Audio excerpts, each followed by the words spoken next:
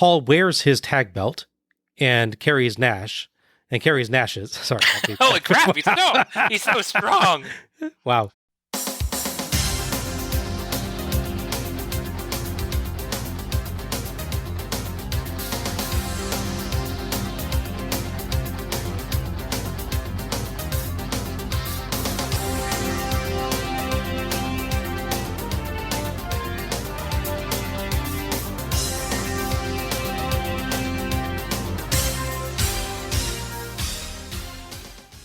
Hello everyone, and welcome to Let's Go to the Ring, where we take a look at the good old days, and not so good old days, of World Championship Wrestling series by series.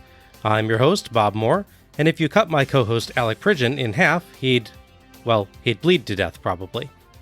That's a true statement. A graphic and also a true statement, yes. Well, I mean, it is October, so I true. had to work in something gory and scary. I mean, by Star Wars rules, you can sort of put them back together with like a piece of metal. They did it to Darth Maul. So, right, yeah. He got better. So. Yeah. I'm not sure we want to judge our narrative consistency by the rules of the prequel trilogy era. Fair enough. How's it going tonight, Al? Good, how's it going with you? It's going good. Well, tonight we are taking a look at the very non-Halloween Bash at the Beach 1997, Hollywood Hogan and Dennis Rodman Crash the Beach. Maybe next time take proper beach piloting lessons before you take it out for a spin, guys. Jeez.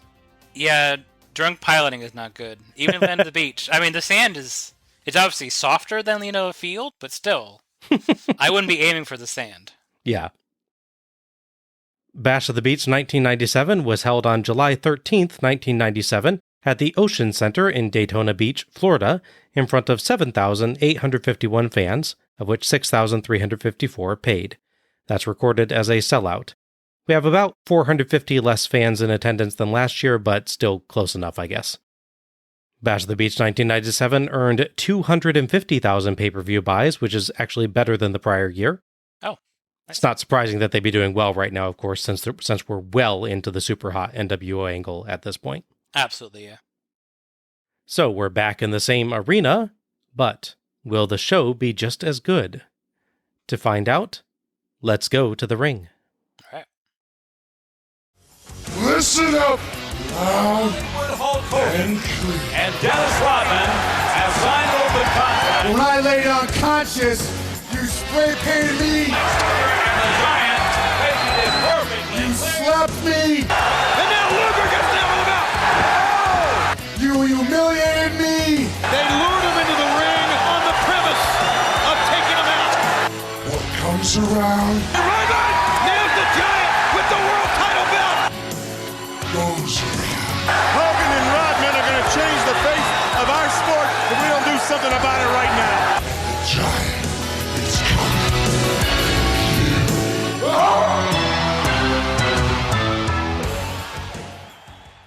Our opening video package sets up the main event, The Giant and Lex Luger versus Hulk Hogan and Dennis Rodman. Gotta be honest, after seeing Randy Savage unable to get a decent match out of Rodman back on the Road Wild series, I didn't hold out a lot of hope for this match. On the plus side, it is a tag match. Yes. That does limit and sort of cordon him off there, so hopefully that makes it better. Yeah. The video package is short, but does a perfectly acceptable job of at least showing the gist of what's going on and why. I'm trying to figure out why does Giant either sound distorted or is he distorted? Why? Like, what's the effect of that when he's talking? It feels like they've got some kind of weird, slight filter on the audio. So just off a little bit. Yeah, I don't know if they're trying to, do something for dramatic emphasis or what. It's just there enough that you actually notice it instead of it being subtle. If that was the most backwards way I could possibly have stated that, but I think you got my point. Yeah, no, exactly.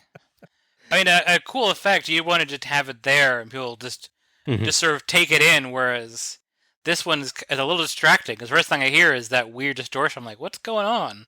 Like, are the speakers off? That's what I thought when we first watched this. So, something on, the streaming off somehow? But then everyone else had normal, so clearly that's not it. Yeah.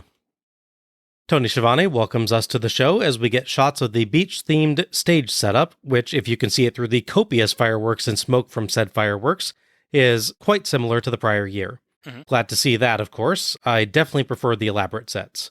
Yes. It's good to see that the lifeguard stand survived the Nasty Boys versus the Public Enemy match. I mean, if someone went swimming, they need someone to watch over, right? I so wanted to go into the Baywatch theme there, but I held back. I will say this is 2 shows in a row with the lifeguard stand, but no follow-up lifeguard match from 1995 show. That's true. That's interesting, because you'd have a perfect opportunity. They could just put that next to the ring. Yeah. And when someone fell out, someone could dive dramatically off the stand and run in slow motion at them. Yeah. I could be wrong on this, remembering partly wrong, that's how it happens, but I have a vague memory of during the guest host era of Raw, they had David Hasselhoff on the show at some point. It was 2009. I feel like you're right on that, yeah. And they had something, they called it a lifeguard match. They actually did have him sit in a lifeguard stand next to the ring like we're talking about. It's in the same spot where the front steps were, the terrible, dangerous front steps they used to have for the ring. That's either correct or a wonderful shared hallucination. Okay. Tony oversells the main event, proclaiming it one of the biggest wrestling matches in the history of our sport. Getting in early on that in the history of our sport line that he likes to turn to in the later days. Yes. Is he paid, but every time he says that specifically? He should be. So here's an extra 50 for great. It's his version of Buffer's Ready to Rumble. Yeah, exactly. Except he didn't license that out for $40 million, some crazy number that he sold to a game license. Tony and co-hosts Bobby the Brain Heenan and the American Dream Dusty Rhodes are dressed more casually than last year, with Tony and Heenan in Hawaiian shirts and Tony and Dusty wearing leis. Dusty, oddly, is otherwise dressed all in black. Honestly, if I had to pick one of these 3 to be the most formally dressed, it would not have been Dusty Rhodes. Yeah, right? Tony asks Heenan who he thinks will be DDP's tag team partner in his match against the NWO's Randy Savage and Scott Hall. Heenan says he's asked a lot of people if they're the partner, and they won't answer. Tony asks Dusty about the main event, and Dusty says the event has a lot of media attention, but wonders if Rodman will be as good in the ring as he is on the court. He suggests that if Rodman does a bad job, the NWO could end somehow. Yeah, it's really weird nebulous logic there. Yeah. On second thought, this one tag match didn't go right. I'm just done with this whole take over the company thing. Okay, I can maybe give one explanation. The NWO is kind of united under the leadership of Hulk Hogan as their commander and inspirational leader and such. Yes. And dictator. Hogan presumably was heavily involved in wanting to work with Dennis Rodman and bring him in and pal around with him and all that sort of stuff. Right, sure. So if that directly leads to the NWO's humiliation, then I could see a storyline going where that starts the breakup because people are like, oh, you keep making bad decisions. Yeah, sadly, we're a year out from that actually happening. Yeah. Not of a Rodman, but... It would have been funny if they just referred back to this as part of that angle, so Dusty somehow ended up right. That would have been nice, yeah. Tony gives us a let's go to the ring as we head to our first match. Nice. Let's go to the ring, the first bout of 9 tonight at Bash at the Beach. So our first match is Wrath and Mortis with James Vandenberg versus Glacier and Ernest the Cat Miller. The referee for this one is Jimmy Jett. And Mike Tenay will be joining the commentary team for this one. After Glacier had been going around being undefeated and all, they suddenly brought in Mortis, who they referred to as the skeleton in his closet, so of course he's dressed as an actual skeleton, because subtlety is not this company's strong suit. To be fair, it's a very cool outfit. Oh, no, it is, absolutely. That wasn't going well enough. I guess he didn't thoroughly defeat Glacier for whatever past sins he must have done to Vandenberg and Mortis. By the way, if you ever want an actual answer to what history they have, you'd never get it. They never actually wrote one, clearly. Yeah. They just hint at it forever, and then they give up on Glacier completely and just don't even talk about it ever again. It's always been interesting to me that they didn't have Mortis dress in yellow, because Glacier is clearly meant to be Sub-Zero. Yes, from Mortal Kombat. So, and Mortis is a skeleton guy, and Glacier's mortal enemy. So clearly he should be themed off of Scorpion, but maybe they figured that will be just a touch too much, and we'll get sued for it. So he's clearly Scorpion, but he's in the green that's more like Reptile. Yeah, exactly. Ironically, Wrath is actually the most connected to Mortal Kombat, of course, guest starring on Mortal Kombat Conquest. Oh, God, I forgot about that. Yeah. As far as Ernest Miller goes, it's funny because I don't know if it's a shared idea or coincidental or it is someone cribbing their homework from each other. But WWF had a thing where Team Canada, the evil Bret Hart and his stable, were beating up, I think, the Patriot and other people, and suddenly a large, muscular, karate-knowing fan runs to the ring, fights them off. So that turned out to be Steve Blackman. Right. We basically get the exact same thing here, like 4 months earlier, with Ernest Miller. Ernest Miller's in the audience. They don't really mention him until suddenly he hops the barricade, runs in, and starts kicking Wrath and Mortis to defend Glacier. And then they go, oh, of course, it's Ernest Miller. And they act like everyone knows who Ernest Miller was. Of course, they don't. I mean, if you follow competitive karate, you might have known who he was at the time, but it wasn't exactly... Yeah. It's not like Chuck Norris ran in and saved the day, so... Right, yeah.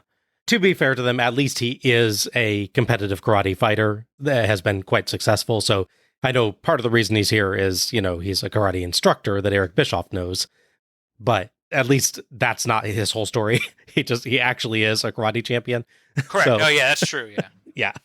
It's not like the dentist that becomes fake Bela Lugosi in Plan 9 from Outer Space just because he happens to be the dentist for the director. Yeah. Right, yeah. Yeah, so now Ernest Miller and Glacier are a tag team. They give him some warm-up on the Go Home Nitro and keep talking about the vague, ominous story and history between Wrath, Mortis, and Vandenberg and Glacier. Mortis, Wrath, and Vandenberg are out first in intimidating red lighting. Mortis looks like a cartoon supervillain. Mm. Wrath looks like he got half dressed up as a cartoon supervillain, but forgot part of the outfit. He's got a creepy staff, and he's got a Mortal Kombat looking kind of mask, and a robe, but under the robe he just has very normal looking wrestling tights. It doesn't have like the comic book villain kind of design that Mortis's do. It really has the feel of like the two roommates go into a Halloween party, and one guy's like super into Halloween, he's got his costume. Yeah. He's got, like the wings that go up and down. And he's made a costume for his friend. He's like, all right, I'll wear it, but I'm wearing my black t-shirt of this and my regular jeans. Yes. So like, if I feel embarrassed, I'll take it off. Literally, the first song you hear on here, which is the Wrath and Mortis sort of combined theme, I believe, is clearly them doing Dr. Feelgood. Yeah, I can hear it now. Yeah. Yeah. Yeah, at the very end of Tony's Let's Go to the Ring, when you put it in there, you'll hear that just start. Literally, I'm like, Dr. Feelgood. They didn't even try to cover that one. DB's in the back going, I don't know, I think your song is too similar. Glacier and Ernest Miller are out next to cool blue light and lasers, and of course Glacier really looks like Mortal Kombat Sub-Zero, as was the intent. Yes. Miller at the moment is a much more serious character than he'll later become, with no sign of the dancing James Brown-inspired gimmick. He's just a karate dude right now. I do kind of like his sort of leopard print theme going throughout. I did like that. They at least gave him something that suggested the cat. Yes. So he's not completely without character. It's just that he's not the fully developed the cat that you'll later get. Mortis and Wrath ambush Cat and Glacier, and Wrath and Cat end up outside. Glacier is uncharacteristically aggressive in the early going, overwhelming Mortis, and distracts a charging Wrath to allow Cat to springboard in and kick him out of the ring. Cat in for a 2 count off a jumping spin kick, so Mortis tags Wrath. Tenay oddly builds Cat up by going over his football history rather than his, legitimate martial arts history, which would be somewhat more relevant. Yeah. It's very strange. Yeah, maybe it's like subliminally a push for the whole Rodman, he played basketball. Yeah. Maybe that could be fully coincidental, but that could be a theory.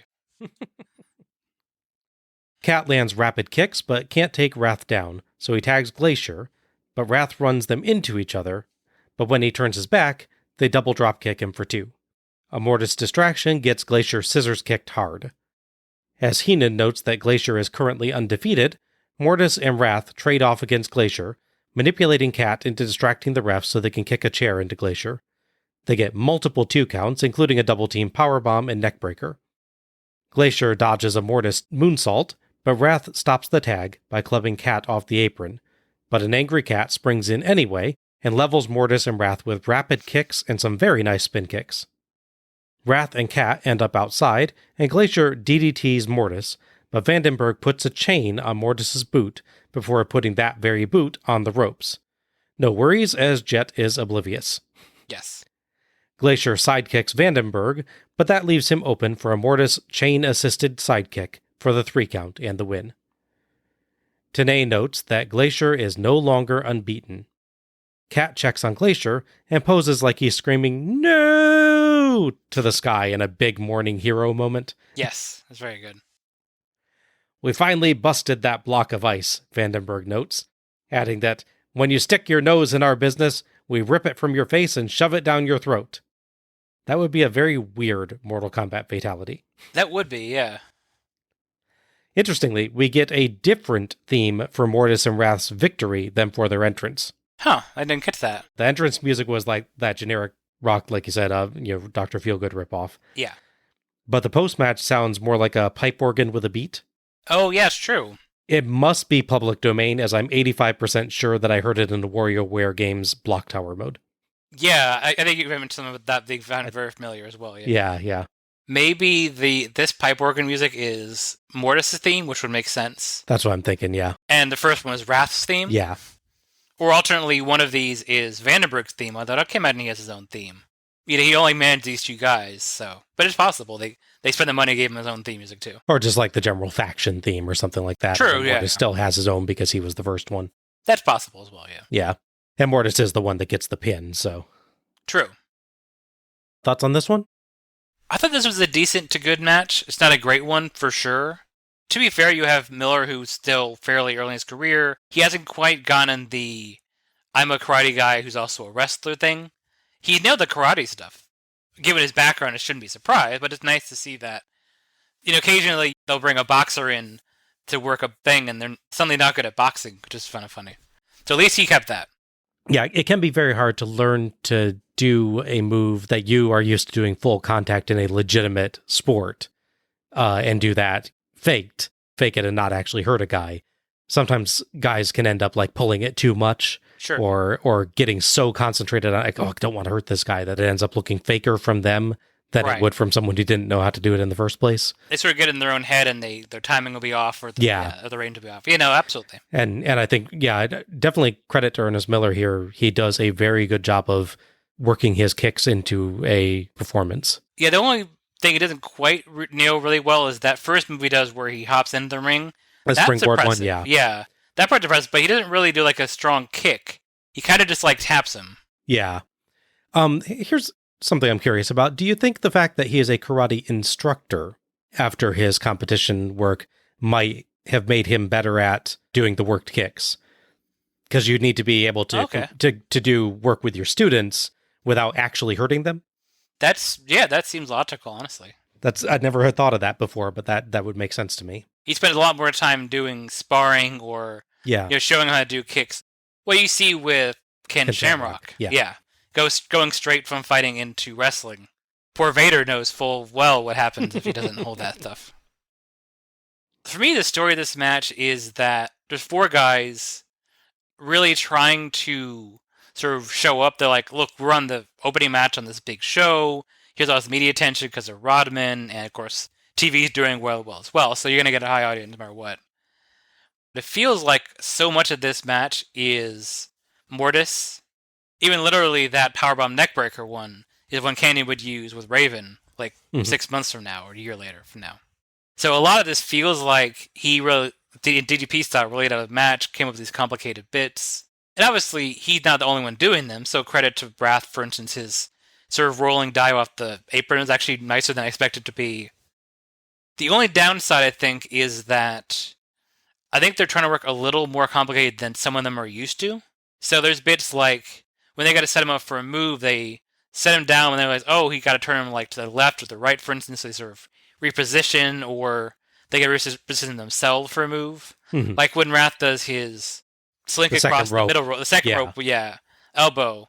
That goes fairly slow, and you can see him sort of aiming and positioning himself a bit, which is a wrestling thing where he's obviously going to miss, but at the same time, it feels like he's going, okay, what did they tell me to do? Like, he's trying to think about what Cannon was telling him to do, like, what angle to go at and everything. And to be fair, he's a big guy to be doing that move, so sure. I can imagine a lot of it is concentrate on don't slip as well, so. Yeah. Again, that's not to say that they really mess anything up. It's just, you can tell they sort of positioning, getting ready for the next spot, whereas they don't quite have the transitions down as well as like DDP does, for instance. And that comes with experience. Mm-hmm. The other thing, the finish. I like that even the commentators point out the oddities of the finish. Okay, so Mortis is down. He's been hit with the DDT. His foot's under the bottom rope. So Vanderman takes this chance to put the chain around him and then put it on the top rope, as opposed to just leaving it under the bottom rope, which would also cause a rope break. Yes. And in fact, what he does by putting on the top rope, or no, that'd be really flexible. Sorry. Sure, But by putting him on the bottom rope, is it makes the ref look at his foot more, rather than just the position of his foot. And that means the ref has to go, did he always have a chain on his foot? Oh well. This is the same ref who can't hear the chair being kicked as well. Yes. There's some serious problems. We really need a wellness check on some of these refs in WCW at this time. And I'm still not quite clear how putting a single loop of chain on your foot, kicking a guy in the chest would knock them out. I know they could feel good, but I don't. It's made of depleted uranium, so. Oh, okay. I guess you can tell they are trying to do more complicated stuff and really show up. They don't really botch. It's just timing's a little slower, and there's this sort of repositioning a bit. But overall, it's still a pretty good match. Yeah, I'm in general agreement. I was surprised at how good this was. Everybody involved worked really hard, and while it wasn't as fast as some of the cruiserweight openers we get, it still had a quick pace, and it kept moving. I liked Cap better here than in some of his later stuff, actually. His kicks looked really good, and he hit his spots pretty smoothly overall, though there's a couple moments where he briefly looks a bit confused. Yeah. Like you said, he's not very experienced in the ring at this point. Both teams have good teamwork, including some very nice double-team moves. Like you said, the ending's a tad awkward, especially Vandenberg calling the ref's attention to the very boot he has just put a weapon on, which should have caused an immediate DQ. Yeah, right. But otherwise, it goes fine.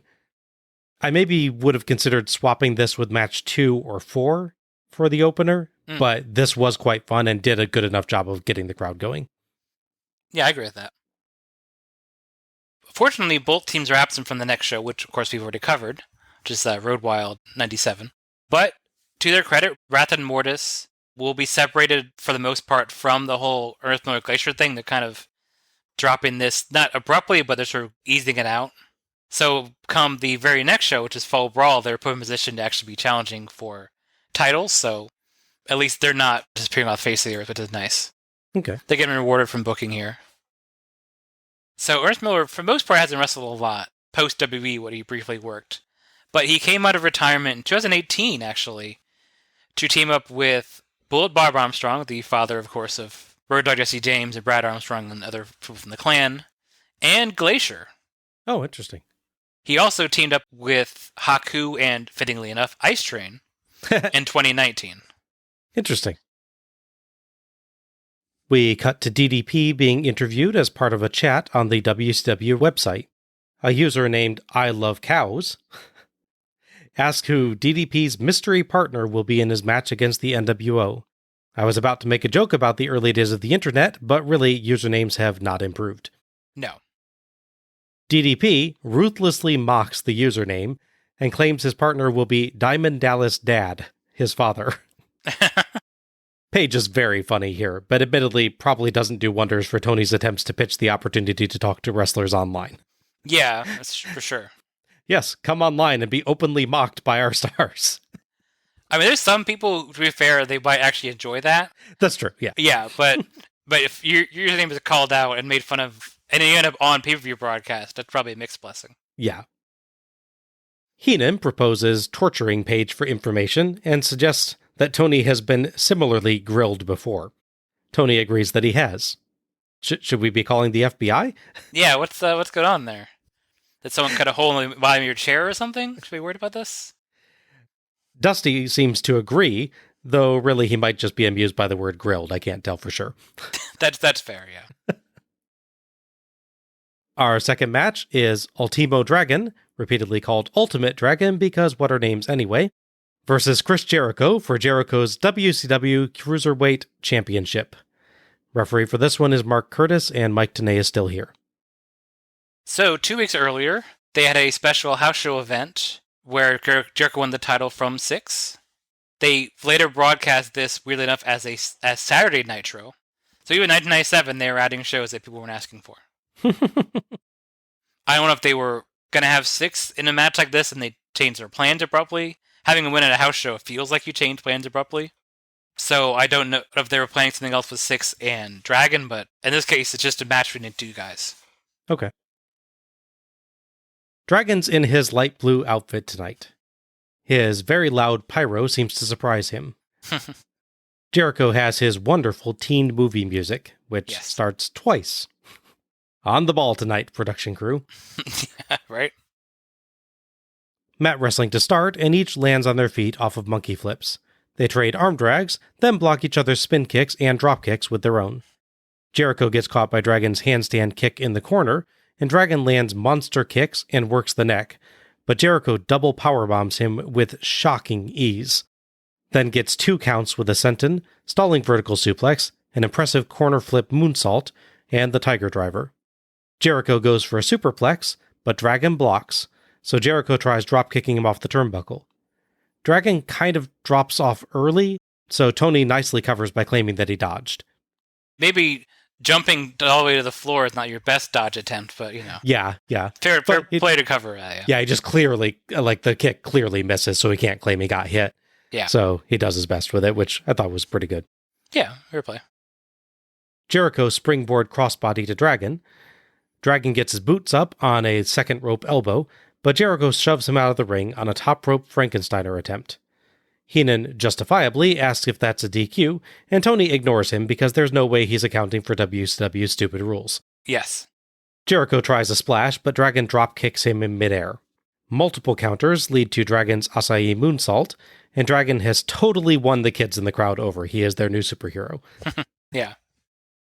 Dragon back in, and Jericho barely makes it before 10, with really impressive timing. Mm-hmm. He's literally flat on his back on the floor mats at 9, and is in the ring just as 10 is about to be counted. When I like that the commentators, with Heenan especially, plays it as he was trying to get as much rest time as he could. Yeah, really good. Dragon gets 2 counts with a Hurricane Rana and La Magistral Cradle off of Jericho's own in counter to the handspring elbow, and they trade 2 counts off a Jericho roll-up. Jericho gets 2 with the Lion Salt. Frustrated, he tries again, but Dragon drop kicks him in midair. Mm. Jericho blocks the Tiger Suplex and counters the Dragon Sleeper with a knee to the face. Dragon hits a moonsault. Jericho counters the Tiger Suplex with a Tiger Driver, but that's countered with a Hurricane Rana, but Jericho counters that with a victory roll for the 3 count and the win. Quite a sequence to end that. Yeah, right? Jericho looks surprised that he won. After celebrating, he goes over to Dragon, and the two shake hands in respect. Thoughts on this one? I thought this was quite a strong competitive match between these two. I actually did do some research. They had wrestled about 3 times, I believe, over the years leading up to this, over in Mexico. I think once over in Japan as well. They actually have 2 more matches, I believe, on main shows or pay-per-views after this as well. Yeah, you can definitely tell from this match that these guys are used to each other already. They're very smooth together, and they work in a lot of complicated counters that build on some history. Mm-hmm. Well, it's funny, too, because we have an actual lucha match later in the show, but there's a prevalent sort of lucha feel to this match as well. Yeah. With the pacing, because there's less time for, stop and, get a crowd to cheer or, because no one really plays a heel in this match. No. So you don't, hit a big move and, get the crowd to boo you or anything.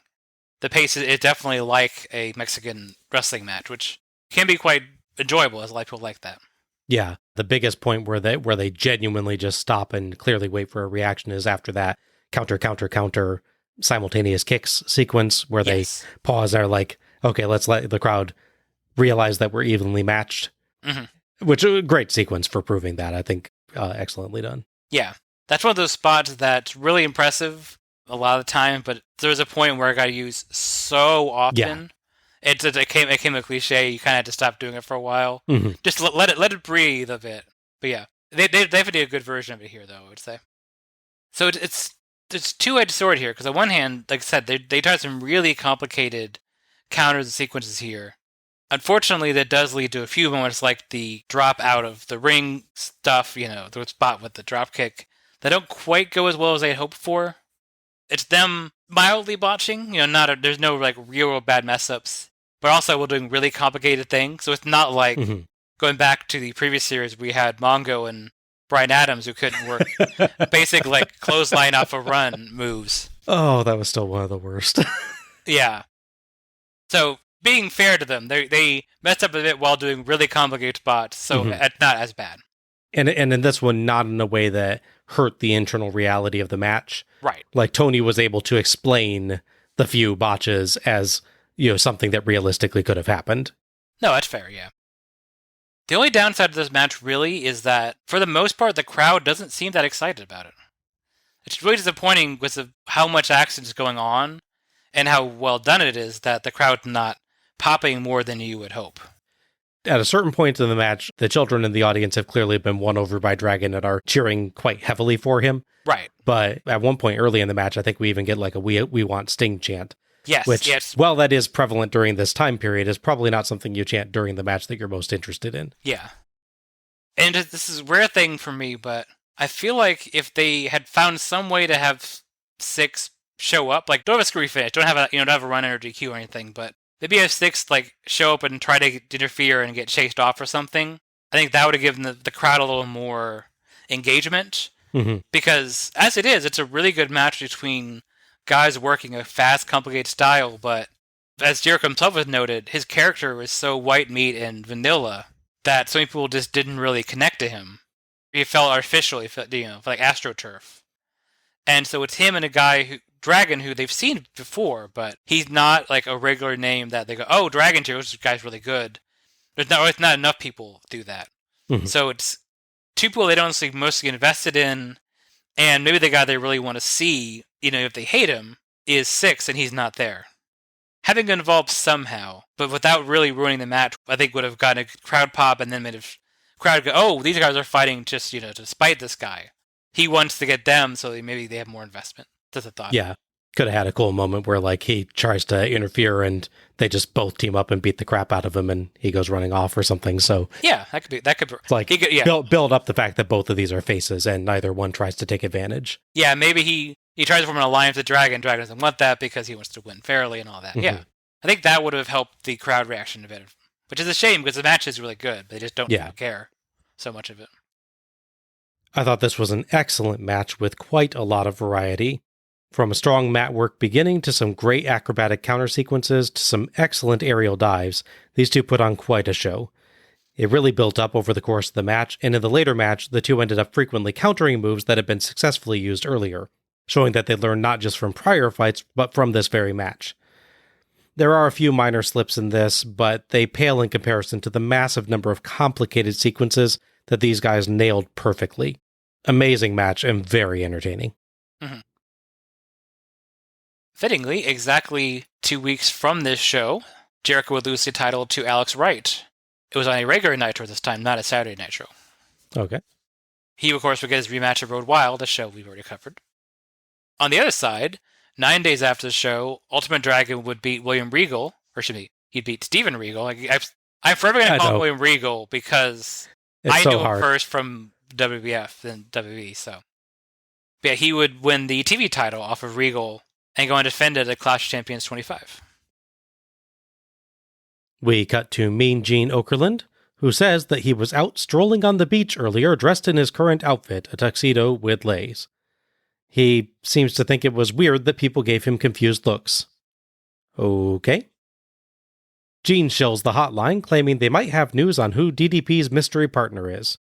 1-900-909-9900.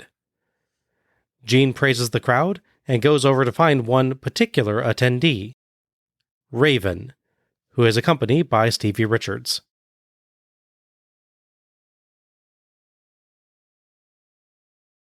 Hey, there's the man I wanted to see.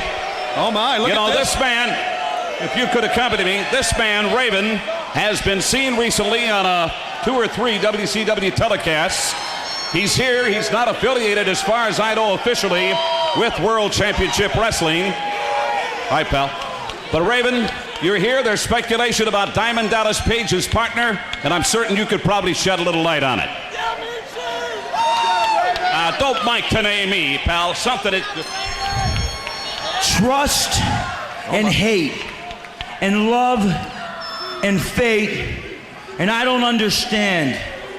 Social grace, the human race, confuse me. These words I speak bring forth a world of emotions. Emotions of dreams lost, dreams found, and dreams I'll never see. So it is written, so it shall come to pass. But the question is, will I or will I not be Diamond Dallas Page's partner? But isn't that the same question that I've been asked time and time again since my childhood? Isn't the question really, have I any dreams I'd like to sell? Quote the Raven, nevermore.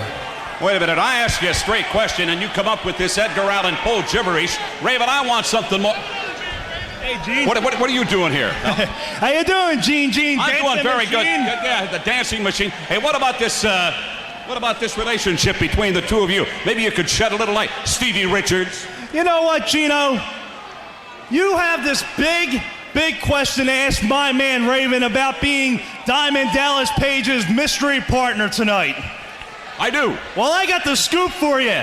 Tell him about the announcement tomorrow night. Hey, wait a minute. Good God, he just cuffed him. I can't believe that. He just cuffed him. What kind of a shallow relationship is that? Treated him like a child. I'm a bit worried about Gene's views on the treatment of children now. A little bit, yeah. Except for some jerk shining a laser pointer right in Gene's face, which happens a few times in the matches tonight as well. Oh, yeah. This was a really good intro to the Raven character. Mm-hmm. Raven does a good job with his confusing philosophical poetry, and Gene does a good job looking at first intrigued and then just completely confused, and at ignoring the aforementioned laser pointer. Yeah. And Stevie does a good job acting irritating and then getting punched in the face. Good segment overall. I really liked also Gene, about halfway through the bit with he and Stevie talking to each other, seems to realize that the crowd might not yet be aware of Stevie either, so he makes sure to call him by his full name, with a lot of emphasis on it. Good job by Gene there. Because obviously both these guys had been pretty big in ECW, but there's definitely some concern that their mainstream audience wouldn't necessarily know, oh, that's Stevie Richards or Steven Richards, the way you want to call him. And obviously definitely want to know who Raven is, because he's going to be a major character going forward for the next few years. They definitely sold with this that Raven's appearance is a big deal. There's a lot of intrigue about how it's going to go. I think it's quite successful at building him up, even if you're not already aware of his time in ECW. You're like, okay, whoever this guy is, he's intriguing and being treated as important. I would not be shocked at all. I know this was the early days of the internet, but I would not be shocked at all if Raven's early appearances, especially here, led to people actually looking him up. Sure, yeah. You're going to find someone's Angel Fire page and find out about Raven. Oh my gosh, yes, GeoCities. Yeah. It's interesting with Raven because he's definitely doing his sort of real deep but also nothing line. Which I feel like it's got to be from something. He clearly didn't just make that up. That's got to be. I don't know what it's from, yeah. Yeah. I wish I knew where that was from specifically. The cadence makes it sound like a song lyric. It definitely is a song lyric. It has to be, yeah. But definitely it gives you the vibe of someone that would just recite lines from the Sandman comic, but maybe not quite know how to do them properly, but, here's how I would say it, kind of thing. Mm-hmm. Yeah, it's like just the right amount of logical, but also ridiculous. He's not a joke character, so it's not comedic that he's saying this, but at the same time, he's not so wise and all-knowing that you go, oh, man, I really want to believe this guy, because he's still ultimately a heel. Yeah. Raven is a character that needs to sound deep, but not actually necessarily be deep. Yeah. Ultimately, the idea of the character is that he is convinced that he's, some kind of like savior character, but he's ultimately a selfish and pretty shallow person as a heel. Yeah. So, yeah, I think they do a good job of getting that where he's saying a bunch of things and they sound philosophical, but you're not really sure that they actually mean anything. And he ends up coming off whiny, which is exactly what they're going for, I think, with him.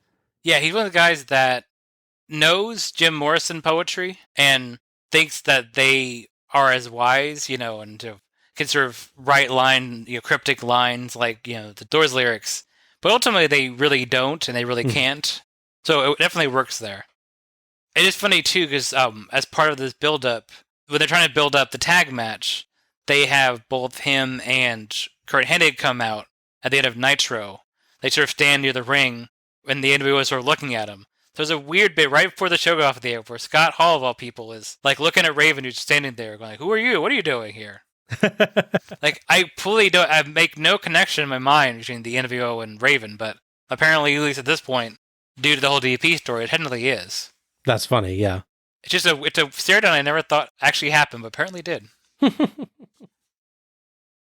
Our third match is the NWO, Masahiro Chono and the Great Muta, versus the Steiner brothers, Rick and Scott. The referee for this one is Mickey J, and Tenay has left the commentary team at this time. So the overarching story is that the NWO, in this case, the Outsiders, Scott Hall and Kevin Nash, and occasionally Six, as we'll discuss later, are tag champion, but really don't want to fight the Steiners for them. So they're doing everything they can to either avoid a match or get out of the match quickly, so they're trying to do everything they can to not have the match. So eventually, in the build to this, we get the official debut of the NWO Japan, which at this point is represented by Muta and Chono we see here. Tenzan is also part of the group as well. They would actually beat the Steiners in an upset match, of course with some shenanigans involved because it's the NWO.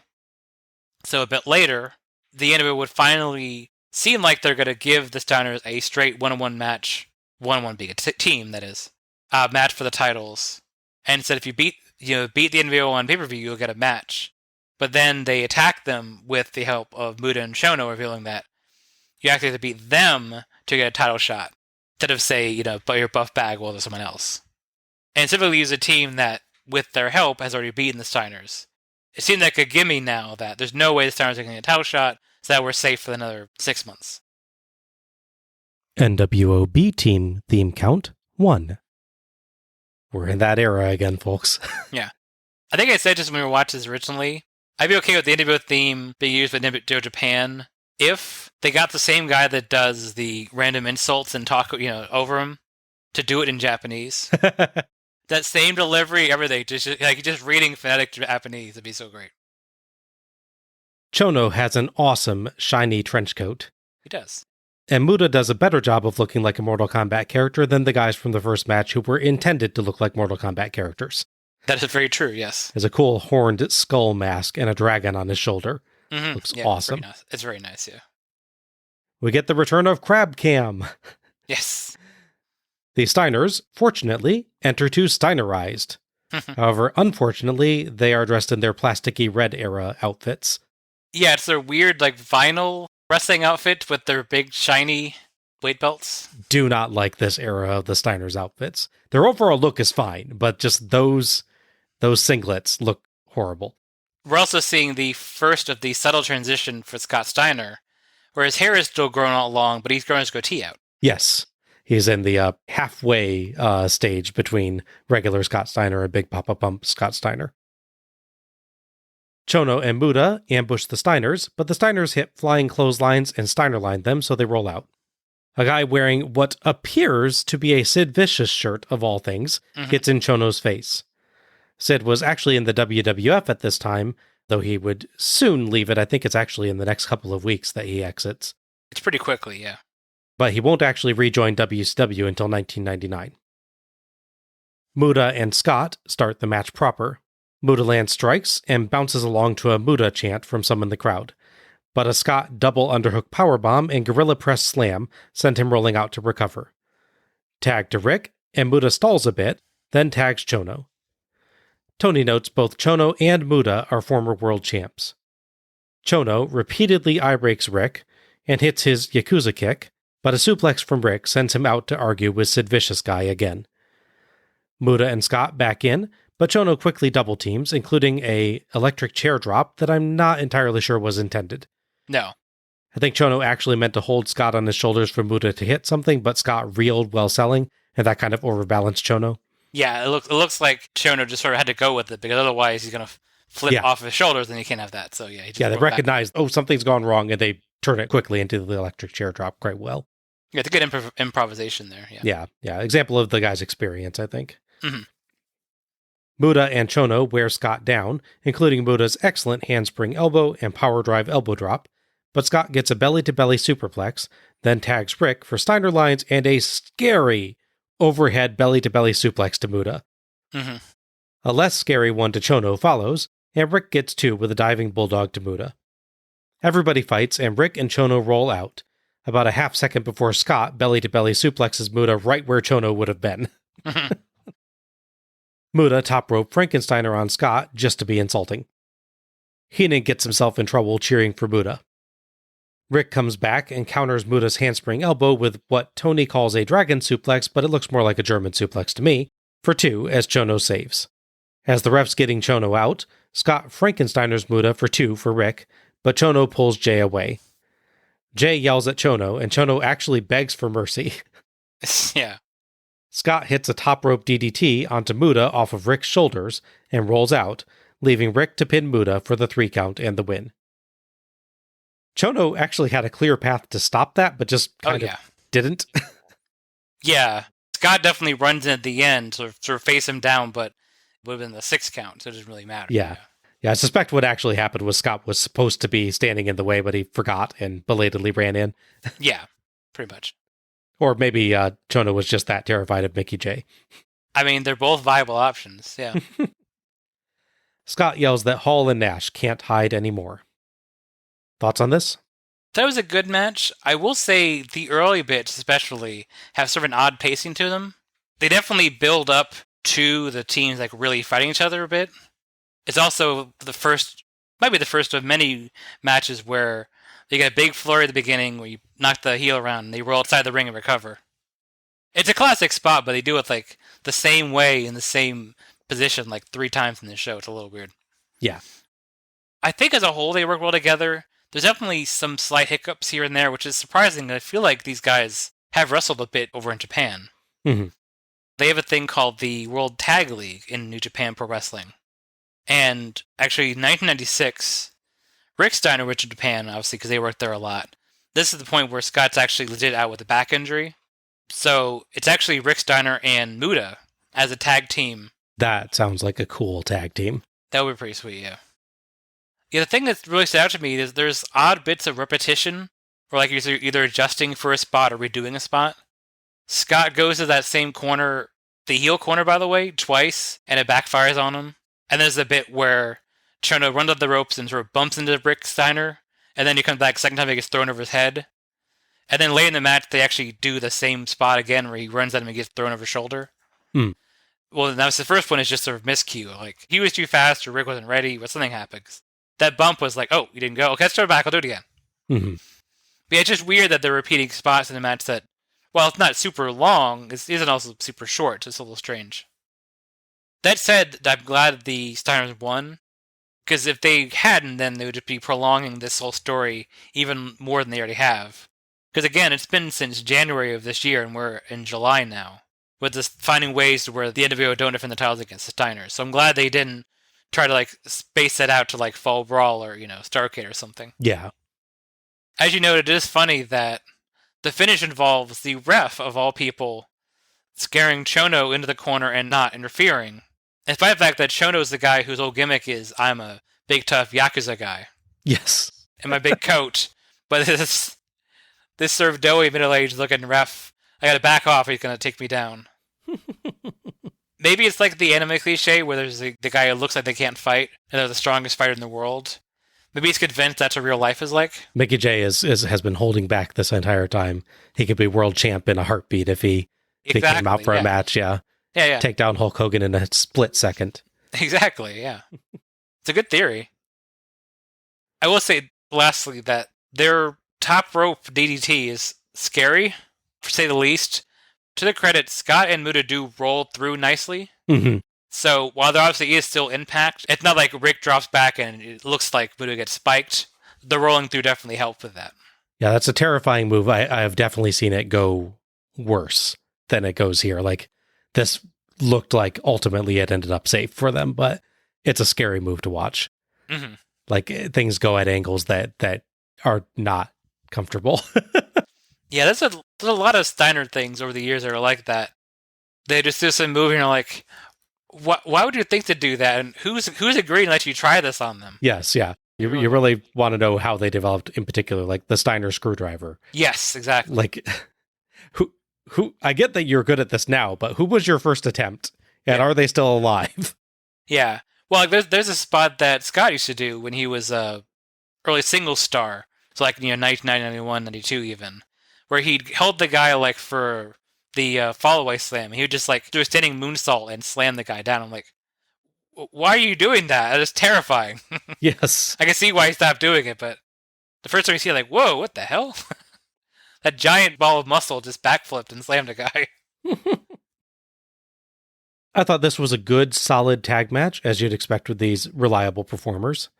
Good hard strikes, excellent suplexes, a few nice counters, and a great ending spot make for an entertaining contest. At the same time, I did find it a tad underwhelming. Chono and Muta, as you noted, Al, repeatedly roll out of the ring, slowing things down.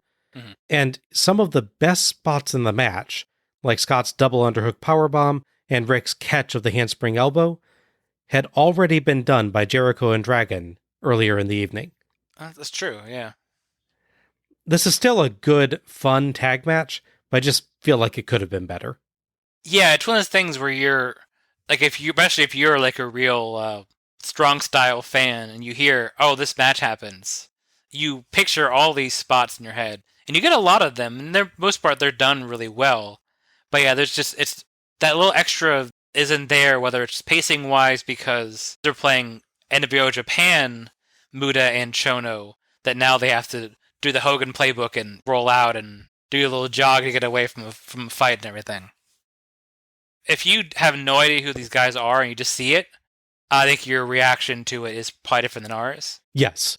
If this is your first or at least an early experience with any of these guys, I think you're impressed and feel like you had a good match out of it. Mm-hmm. If you're used to these teams, then I think you expect a little more from them. But it's by no means a bad performance. No. I liked when Rick comes in, when he does his suplex to Chono. I like that he sort of gets him up off his feet, which is impressive given that Chono is a pretty big guy, especially relative to Rick. Up for a few seconds like it's the elevated bear hug, and then Chono like sort of begs off because he knows what's coming and then just gets thrown. I like that in the match. There's a lot of good stuff like that, but yeah, the idea of these teams against each other, you picture so much and maybe you don't get all of it, unfortunately. Mm-hmm. So, obviously, the Steiners will finally get their world title shot against the Outsiders, and we know how that goes if you listen to our Road Wild show. Yes. Notably, they give Chono and Muta a nice bit of rebound by they defeat a epic team on the following Nitro. They defeat the Public Enemy. And, of course, as part of the NWO, they get involved in the Giants business, part of his angle where he's fighting the NWO and various people at that point. There's a weird wrinkle to the whole NWO Japan angle. So curiously, the Great Muta is part of NWO Japan. However, they would pull an angle where Keiji Muto, the actual guy, when he's not dressed up like the Great Muta, is actually against NWO Japan. So he's got like a split personality. Apparently, yeah. Nice. They go for like a year before non-face painted Muto eventually actually becomes part of the group. It's very strange. Back in February of this year, it's 2023, they held a big farewell show for Keiji Muto, or the Great Muta. They built a whole show around it, and he has this big retirement match against Tetsuo Naito. Masahiro Chono had actually been retired since, I think it's 2014. So what happened in the show is Muta fittingly loses his final match, putting over Naito. Afterwards, he gets on the house mic and challenges Chono, who's been doing commentary for the show, because he's Muta's friend. He challenges them to come around the table and have one more match against him. And they do. They have one more match. Chono unretires for one match so he could have the final match against Great Muta. Hmm. The two of them actually debuted against each other in their very first matches in New Japan, 1984. Okay. Wow. So they found a way to book in their career like that. That's very cool. Yeah. Our fourth match is Juventud Guerrera, Hector Garza, and Lismark Jr. versus Psychosis, Viano 4, and La Parca. So, Al, I see your match of the night and MVP are decided. Mm-hmm. With Sonny Ono in a Lucha Libre 6-man tag match. Referee for this one is Mark Curtis. Heenan begs for Tenay to come back out as the competitors start entering.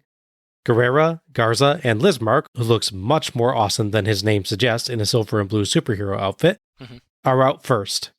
Sonny Ono brings out Viano 4, Psychosis in Shadow Knight colors this time, and La Parca in a amazing mariachi outfit, complete with sombrero that matches his skeleton duds. Yeah.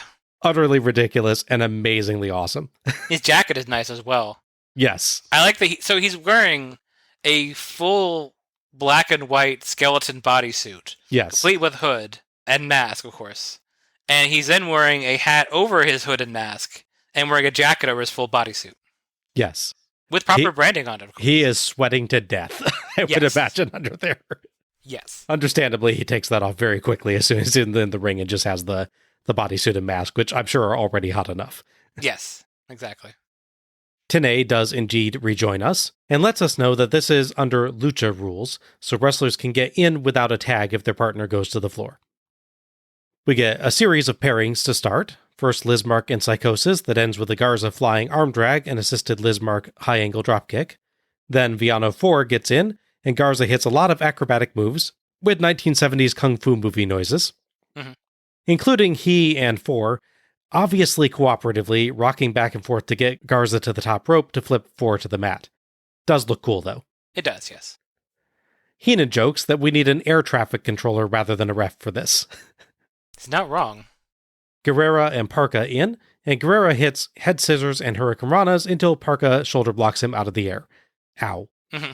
Guerrera monkey flips Parca out, transitioning into a Rana through the ropes, but Ono lands kicks until Guerrera dodges, and Ono accidentally kicks Parca. Ono produces a wad of cash to make it all better. Things do not improve for Parca, as he holds Lismark for Psychosis, but Lismark dodges, so Parca gets hit. Again, Parca holds Lismark for 4 in Psychosis, and Lismark dodges, but Parca dodges! Aha! Parca and his buddies shove each other until Garza interjects with a top rope crossbody, then rolls away so 4 and Psychosis, diving to help, land on Parca. Parca, you need better friends. Yeah. Guerrera sentenced all 3 for 2, for Garza, I think. There's kind of a pile of bodies there. Lismark, Guerrera, and Garza dropkick Parca, 4, and Psychosis out, then hit simultaneous suicide dives in an absolutely terrific shot. Psychosis, 4, and Parca attack Guerrera in their corner and get 2 with Psychosis's top rope reverse waist hurricanrana. I have no idea what it's called, and Tenay does not help me. It's almost like the sunset flip powerbomb kind of move. Yeah. It's a cool move, but yeah, I have no idea what it's called. Varied 2 counts with an oddly slow Guerrera hurricanrana, a Garza moonsault splash, and a Lismark springboard moonsault. Psychosis and 4 whip Lismark and Garza at each other, but they dodge, so Psychosis and 4 clothesline each other. Lismark and Garza put on the Star, basically simultaneous wishbone stretches to 4 and Psychosis's legs. But Parca scoops up Guerrera and throws him hard into Lismark's face to break that up. It's a great spot. Garza kicks a charging Psychosis and, somewhat improbably, sends him into a perfect double dropkick on Parca and 4. That's just physics, Bob. I don't know what the issue you have. I miss Mythbusters. Tony, confused, claims Garza kicked his own partner to add force to the dropkick, and everyone else is too exhausted by the sheer number of moves to correct him. Yeah. Dodged swan dive splashes from Psychosis, Lismark, 4, Guerrera, and Parca. Guerrera goes for a superplex on 4, and Garza, Parca, and Psychosis all get involved, so Lismark dropkicks Parca and Psychosis, and Garza and Guerrera head scissor them both outside. Lismark gets a handspring moonsault on 4 for 2. That's a confusing thing to say. then sends him out too, and everybody has a happy fun time doing complicated, beautiful dives out of the ring, ending with a Garza corkscrew plancha. Garza and Psychosis clothesline each other down, and suddenly Viano 5 takes 4's place. They do have their respective Roman numerals on their outfits, but it'd be easy to miss in the melee. It's like on the lower left hand of the waist. Right. Well, I say that, and it's Roman numerals, so it's IV is switched out for V. Yeah, not the most different thing. It's not like if 2 had switched out for 4. Yeah. You notice that. 5 gets 2 counts, also confusing, with a leg drop and clothesline to Garza, but accidentally clotheslined Psychosis after a Garza dodge. At least it wasn't Perka this time. Yeah. Garza hits an epic dropkick from the top rope to 5, followed by a standing moonsault for the 3 count and the win. Dusty describes this best. That was a mouthful right there, boys. Heenan tells Tony he'll show him the proper way to call a replay, which apparently is to get Tenay to do it for him. That's what I would do. Lismark does some kind of strange hand gesture like a chomping gator mouth or I guess a shark or something. I don't quite get it, dude. Yeah, I don't know. Thoughts on this one? I thought this is a real fun match. It's definitely one of those matches that's a true spectacle. Mm-hmm. Watching this in 1997, you get a really unique flavor to it. Whereas watching this again, say 2000, when cruiserweights become much more the norm, and this kind of match, like with that long rivalry where it's 3 count and the various groups fighting each other, those are always still really good matches. But you come to expect that kind of situation because they're putting those matches every week on Nitro. So when you watch this show, where you're getting occasional tag matches, you're only getting 6-man matches over on pay-per-view. So this one feels very fresh and different. The crowd couldn't identify Lismark Jr. on a lineup, or know why you should dislike Viano for. They don't really know much about any luchadors other than, say, La Parka. He's the skeleton guy to people with the chair, or they see, Hoovy wrestle a bunch of times.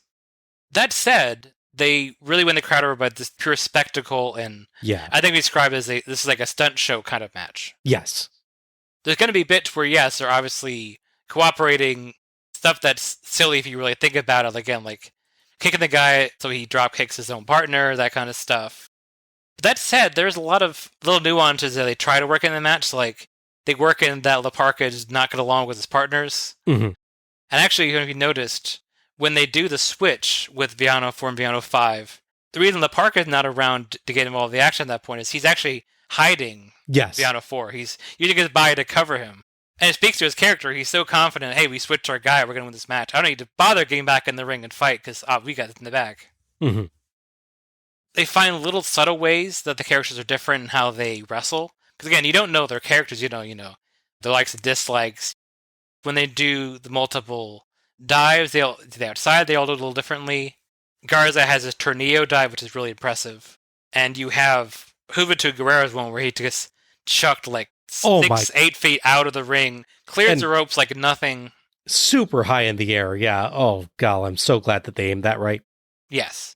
I hope we never had a problem with aiming that thing right, because that would really not be fun. You would be dead. If he did not have that aimed right, he would be dead. That's fair, yeah. Super impressive spot, but I'm so glad that I'm watching it on a show from 1997, and I know that he lives through it. Yeah. There's a part where they're all fighting in the ring. I believe Garza does a middle rope moonsault, and then Lismark just jumps up and does a top rope moonsault. So little things like that are really impressive. That they find their own. Well, I do it this way, or like I dive. I do a corkscrew dive and stuff like that.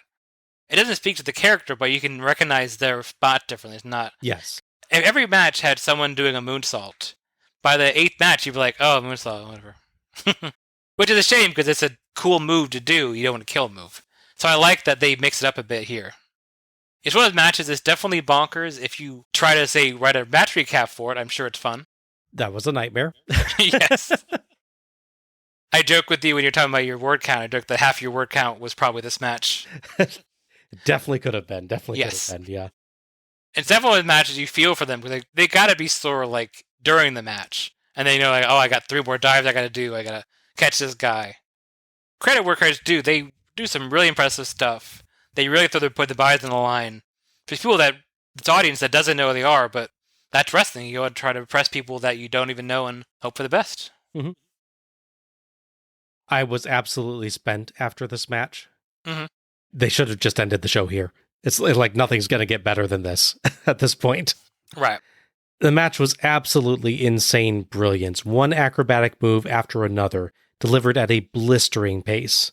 Yes, I'll complain about them not letting spots breathe, but in this case, if they let all the crazy spots breathe, this would have taken up the remainder of the show. Right. Considering the sheer complexity and speed of what they're doing, it's amazing how smoothly this goes too. While they don't hit every single spot exactly right, they probably hit a good 90% of them with no problems, and the rest are good enough to work. And yes, there are parts of this that don't look like a competition so much as an elaborate interpretive dance, but the athleticism and intricacy of the moves is nonetheless impressive.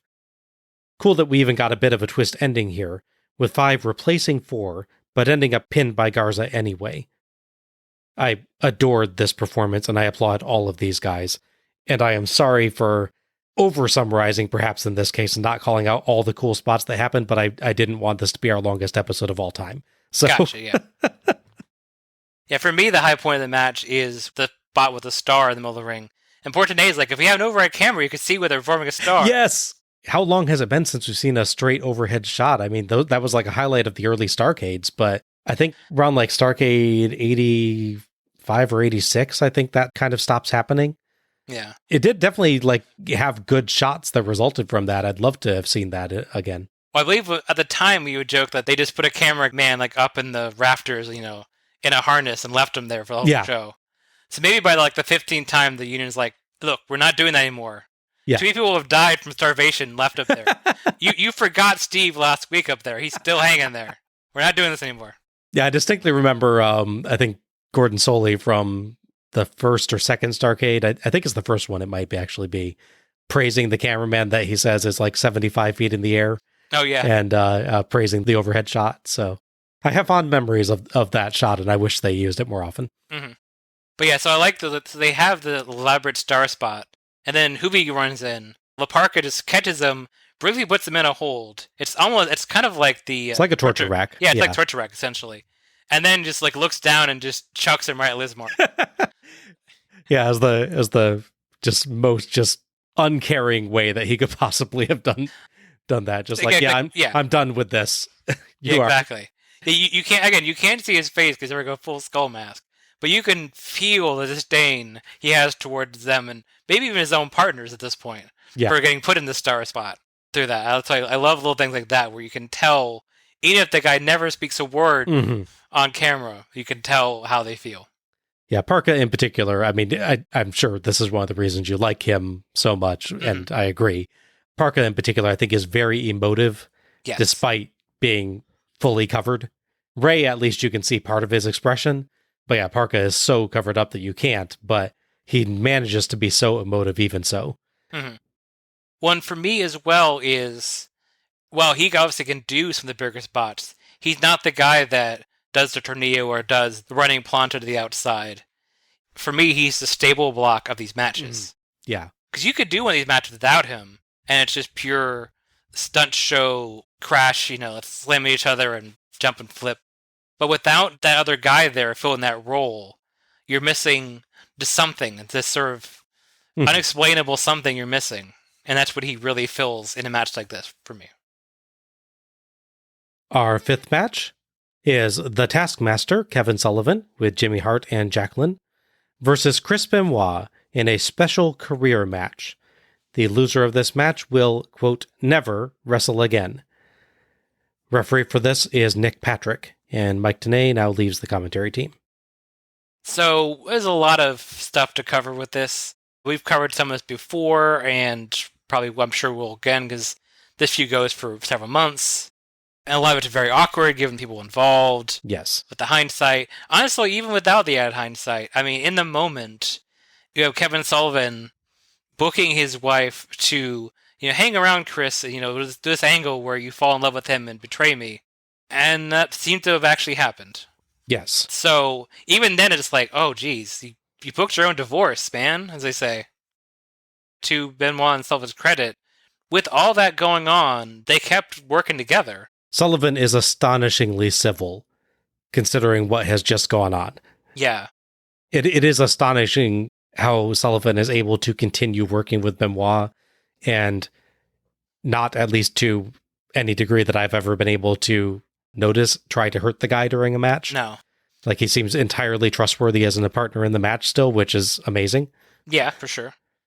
Anything you give to the other gets paid back, so that definitely encourages you to work together. But there's still a lot of that. If we start this, it's going to escalate. Let's not escalate it. That mutually assured destruction. Yeah. Yeah. Obviously, this goes very dark places eventually. Yes. I don't think we need to dwell on that right now, but No. but yeah, even in the moment, it was awkward. Benoit, of course, is part of the Four Horsemen, and Sullivan is part of the, at this point, bare remnants of what's considered the Dungeon of Doom. Someone just called the Dungeon. I guess they realized that Dungeon of Doom sounds really cheesy, and it did the entire time. Like, if we say the Dungeon, that sounds menacing. It still sounds silly, but I guess it's less silly. The of Doom part makes it sound much more like the Legion of Doom from Super Friends. Mm-hmm. In kayfabe, it's reached the point where these two can't coexist in the same company, let alone, the same state. So they agreed that whoever loses would retire, and they would end this whole thing once and for all. I do not envy Sullivan and Benoit having to follow the luchador match. No.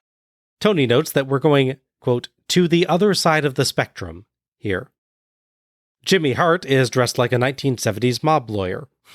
Yeah. Jacqueline and Sullivan are clearly not getting along as they walk down the ramp. As Benoit walks to the ring, Dusty does a great job building up what retirement could mean to either guy. A brawl inside leads quickly to a Sullivan suplex to the outside, and Sullivan and Jacqueline double-team Benoit and send him to the barricades. Benoit fights back, so Sullivan just flings Jacqueline into him. Benoit and Sullivan brawl onto the stage, where Jacqueline tries to get involved again, but Sullivan shoves her away. Sullivan uses a surfboard and beach chair against Benoit. Hart climbs the lifeguard tower for no adequately explained reason, so Benoit shoves it over, and Hart falls into a beach hut in a spot that would have been awesome if it hadn't been in the absolute back of the camera shot. Yeah, right? Sullivan pile drives Benoit on the floor, lets Jacqueline get a few hits in, and hits his double stomp, but Benoit stuns him and rolls him back in. They fight inside for a matter of seconds before they're back out brawling around the ring and running each other into stairs, cameraman step, and barricades, even right in front of Raven. Finally back in the ring, Benoit drops Sullivan on the ropes and hits a snap suplex for 2. Sullivan bites Benoit, so Benoit bites him in the ear, in a clear reference to the infamous bite fight, Holyfield-Tyson 2, which had just happened a couple weeks prior on June 28, 1997. Yeah, it's a rare case of them emulating something that in recent events. Yeah. Yes, yeah. Benoit builds to the crippler crossface, and Sullivan fades, but gets his arm up on the third check. Heenan builds up Sullivan's resilience and determination, as Sullivan agonizingly drags himself to the ropes, but Benoit just slaps the hold back on in the center. Sullivan makes the ropes again, and slowly fires up, ultimately no-selling some Benoit chops. By now, the commentators, all of them, are actively rooting for Sullivan. Yeah. As Sullivan gets Benoit upside down in the corner, the Tree of Woe, and lands charging knee strikes, Jacqueline gets a wooden chair from under the ring. She goes to hit Benoit, but Sullivan demands that she give the chair to him. So she nails Sullivan over the head, splintering the chair to pieces. She gave it to him all right, Tony notes. Yeah.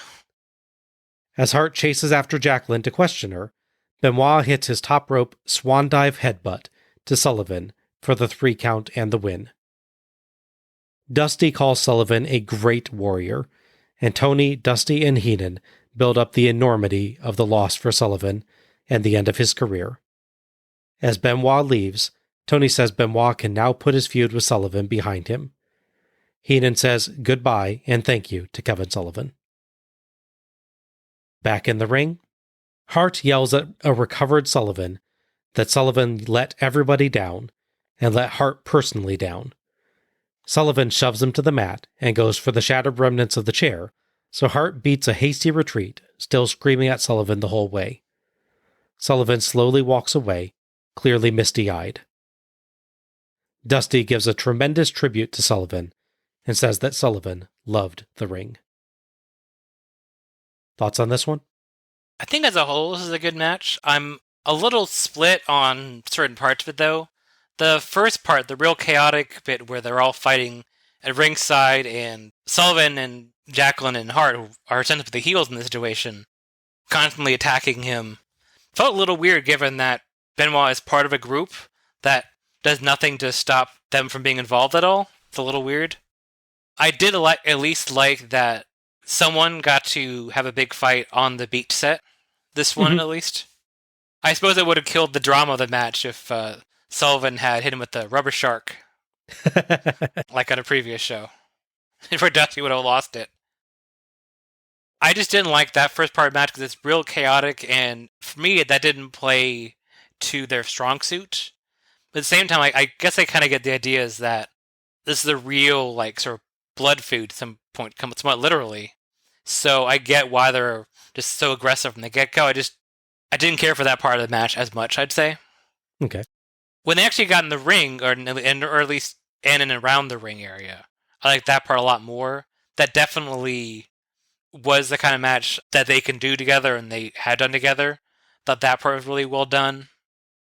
It's interesting the story they tell, where Sullivan really does, he fights through the pain and escapes the crossface, eventually struggles to his feet and fights back.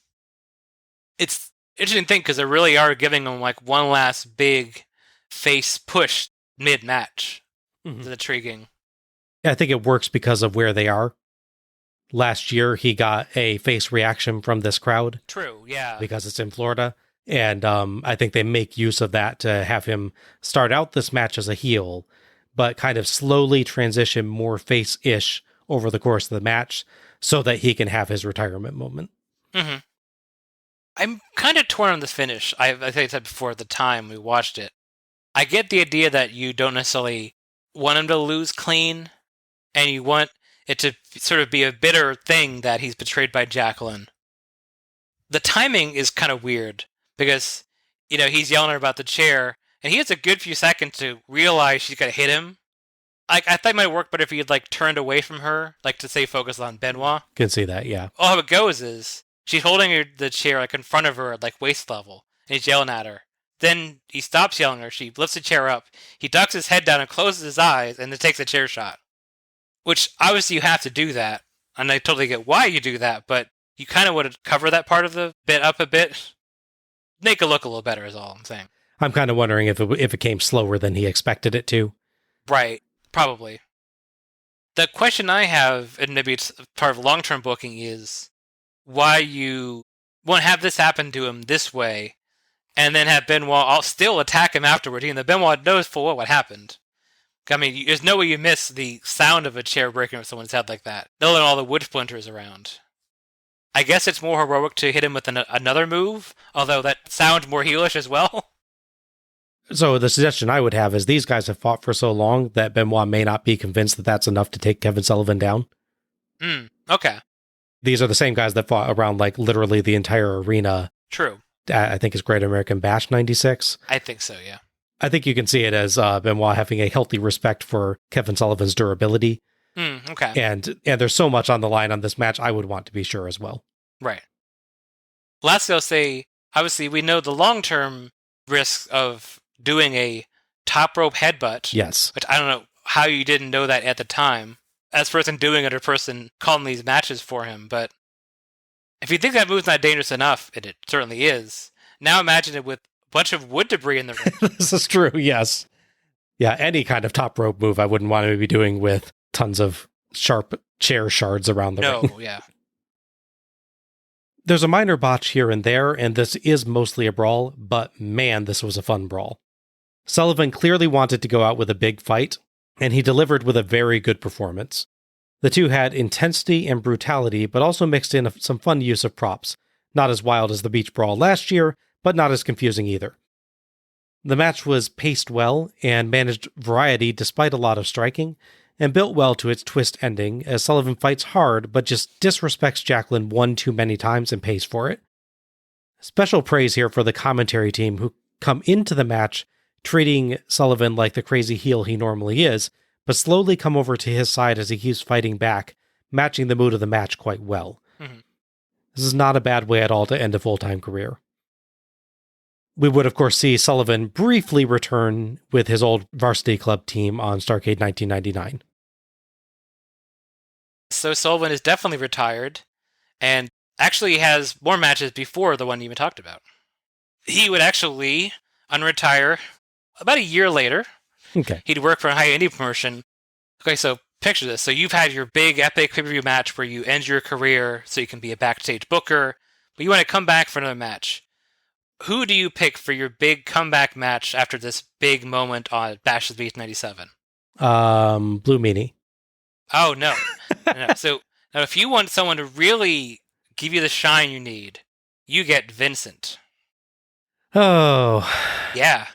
You get multiple matches against Vincent. That's his return. Those are his return matches for an indie promotion in Ohio. Incidentally, Sullivan's last match, official on Cage match, is from 2019. Fittingly, he has his final, at least so far, match against Brian Pillman Jr. at an indie show. Reference to their old feud and everything, yeah. Yeah, exactly. You want to take a guess at how many matches he's had since his actual retirement, though? I made sure to count. I forget what use this.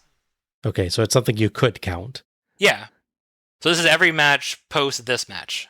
Okay, for any kind of promotion, just every match. Yes. Okay. Because Cage matches all of his matches, yeah. 40. 82. Yeah, okay. Well. Some people just say retire. It's still more legitimate than any of Terry Funk's retirements were, so, you know. Yeah, that's true.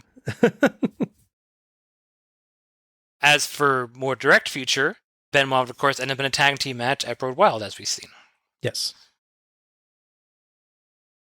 Our sixth match is Steve Mongo McMichael with Deborah McMichael versus Jeff Jarrett for Jarrett's WCW United States Heavyweight Championship. Referee for this one is Jimmy Jett. Ah, Jeff Jarrett, the horseman that nobody wanted.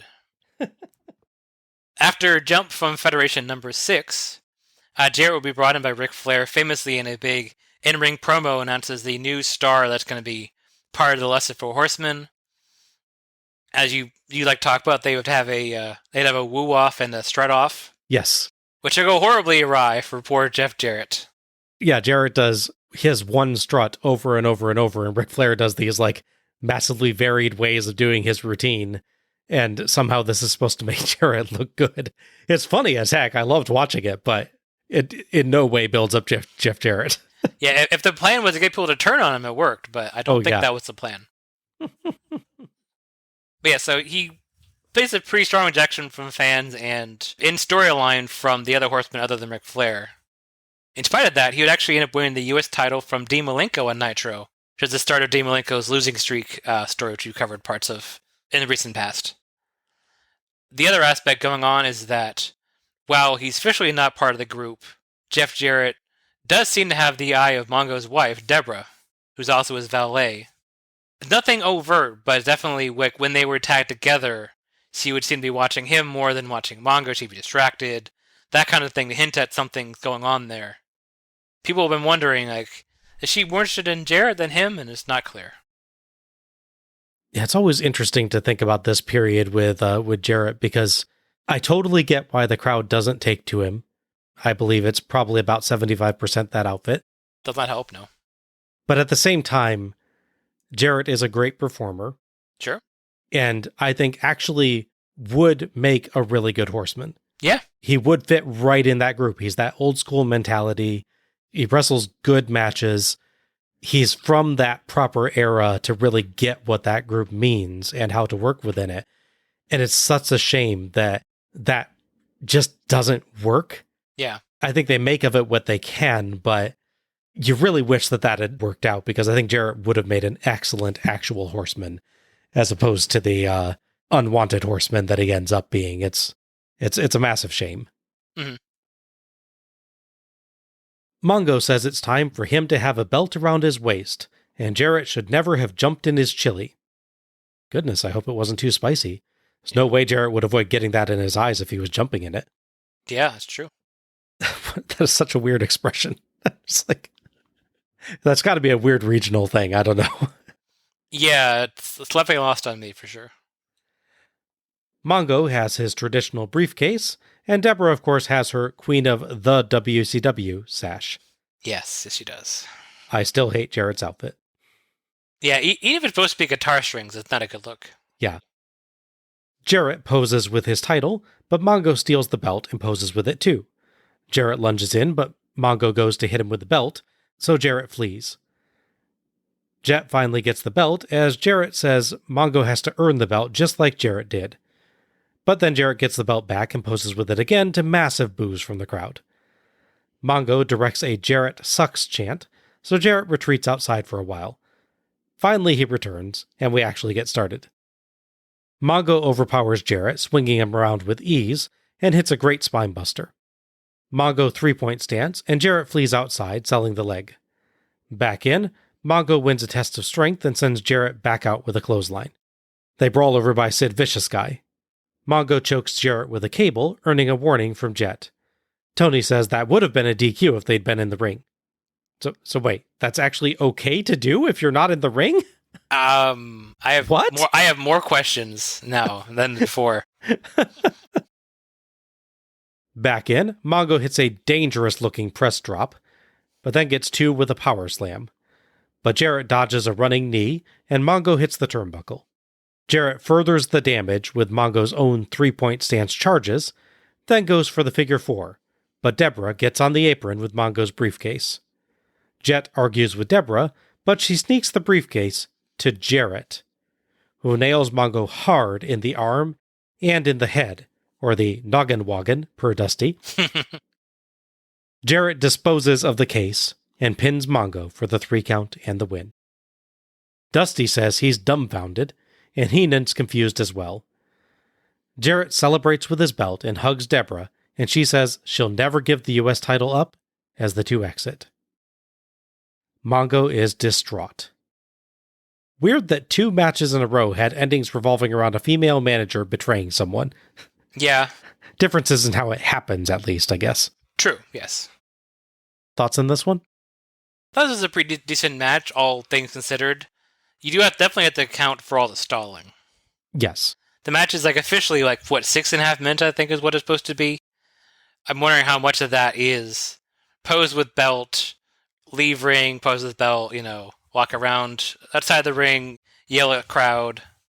There's an excessively long intro to this match, yes. That said, the actual match, when you get it, as brief as it actually is, I think works quite well.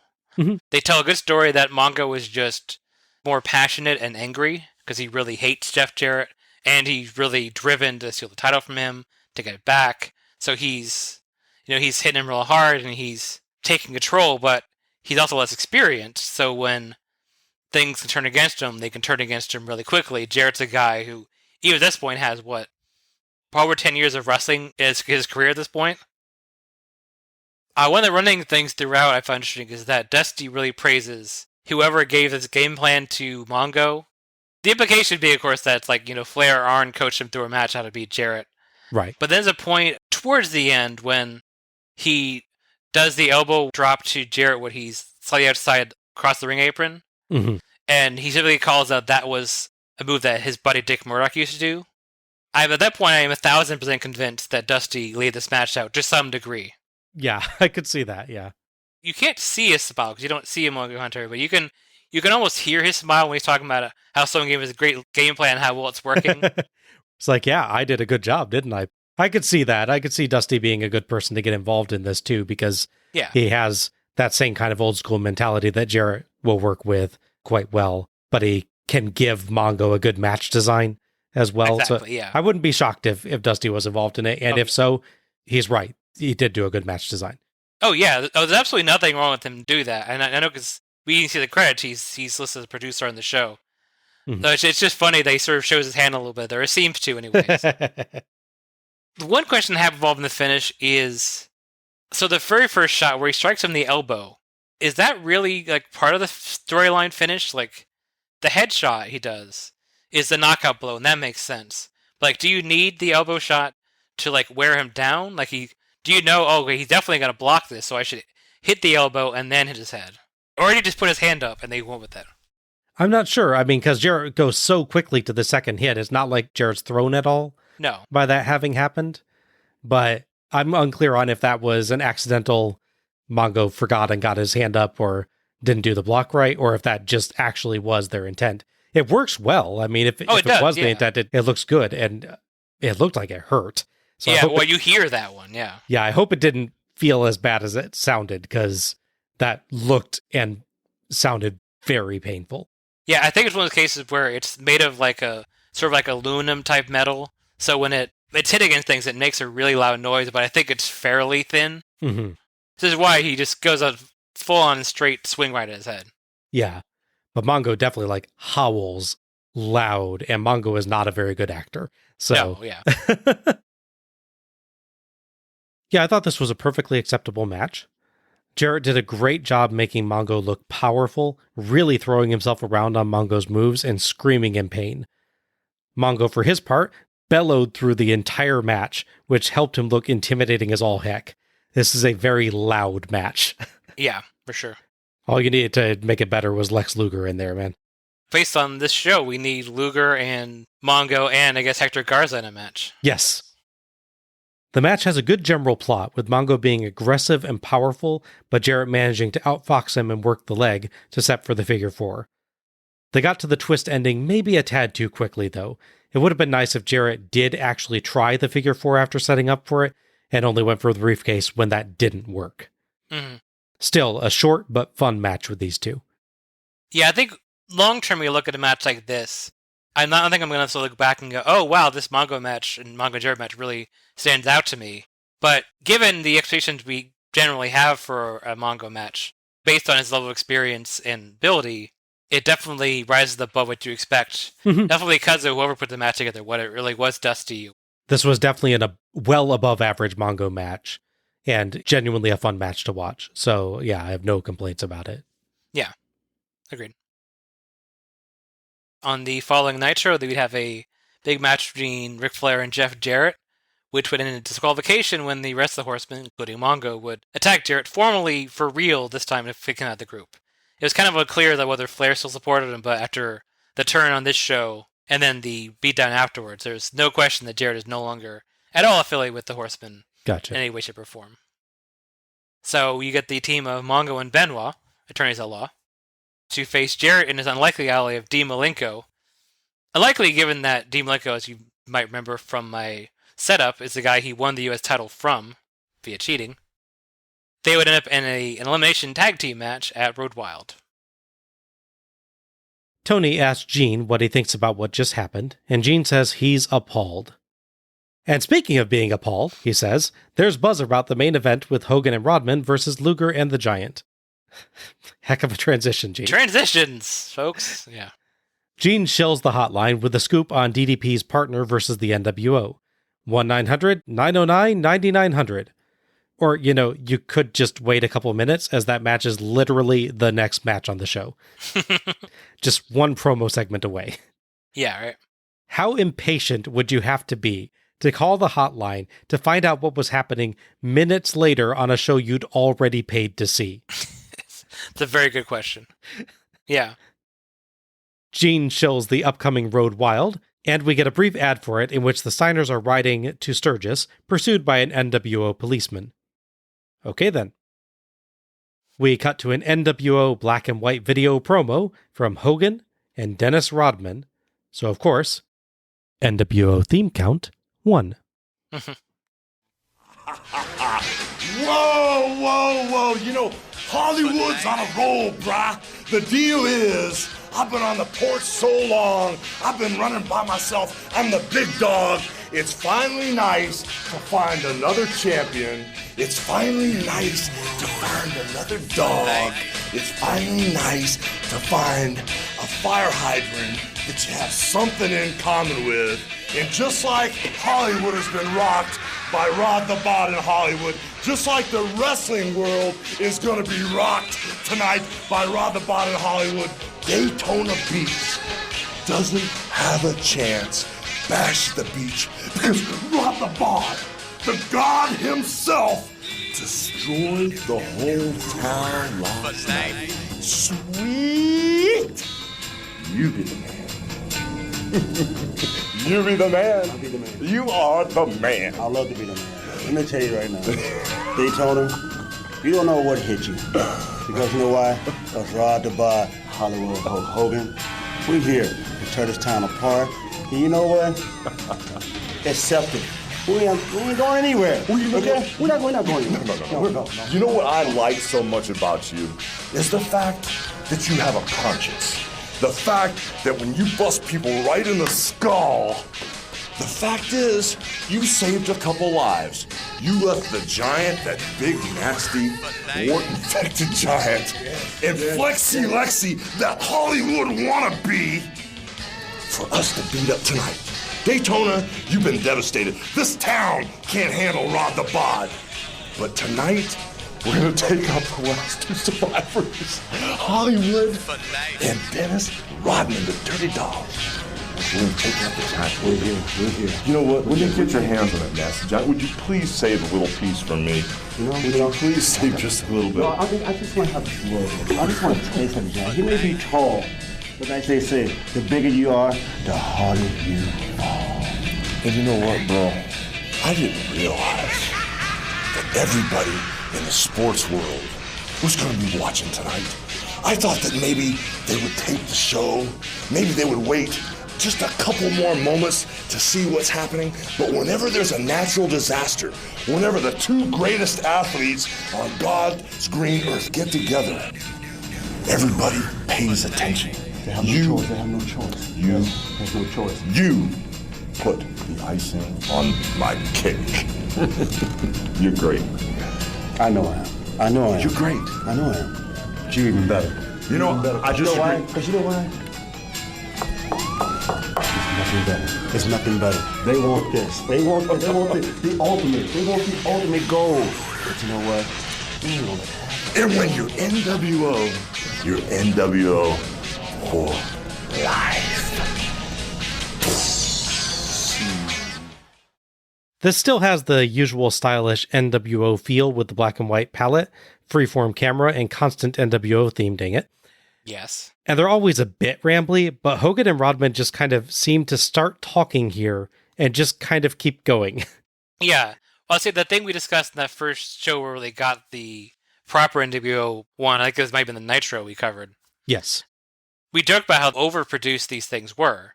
And they talked about it, you know, the people involved talked about it. They'd film like an hour or 2 hours of all these things and then cut it and paste it, and which had the disjointed, chaotic nature of it all. They just jump a conversation because they do different takes. So let's take 3 and then only take 6 here and take 1 here.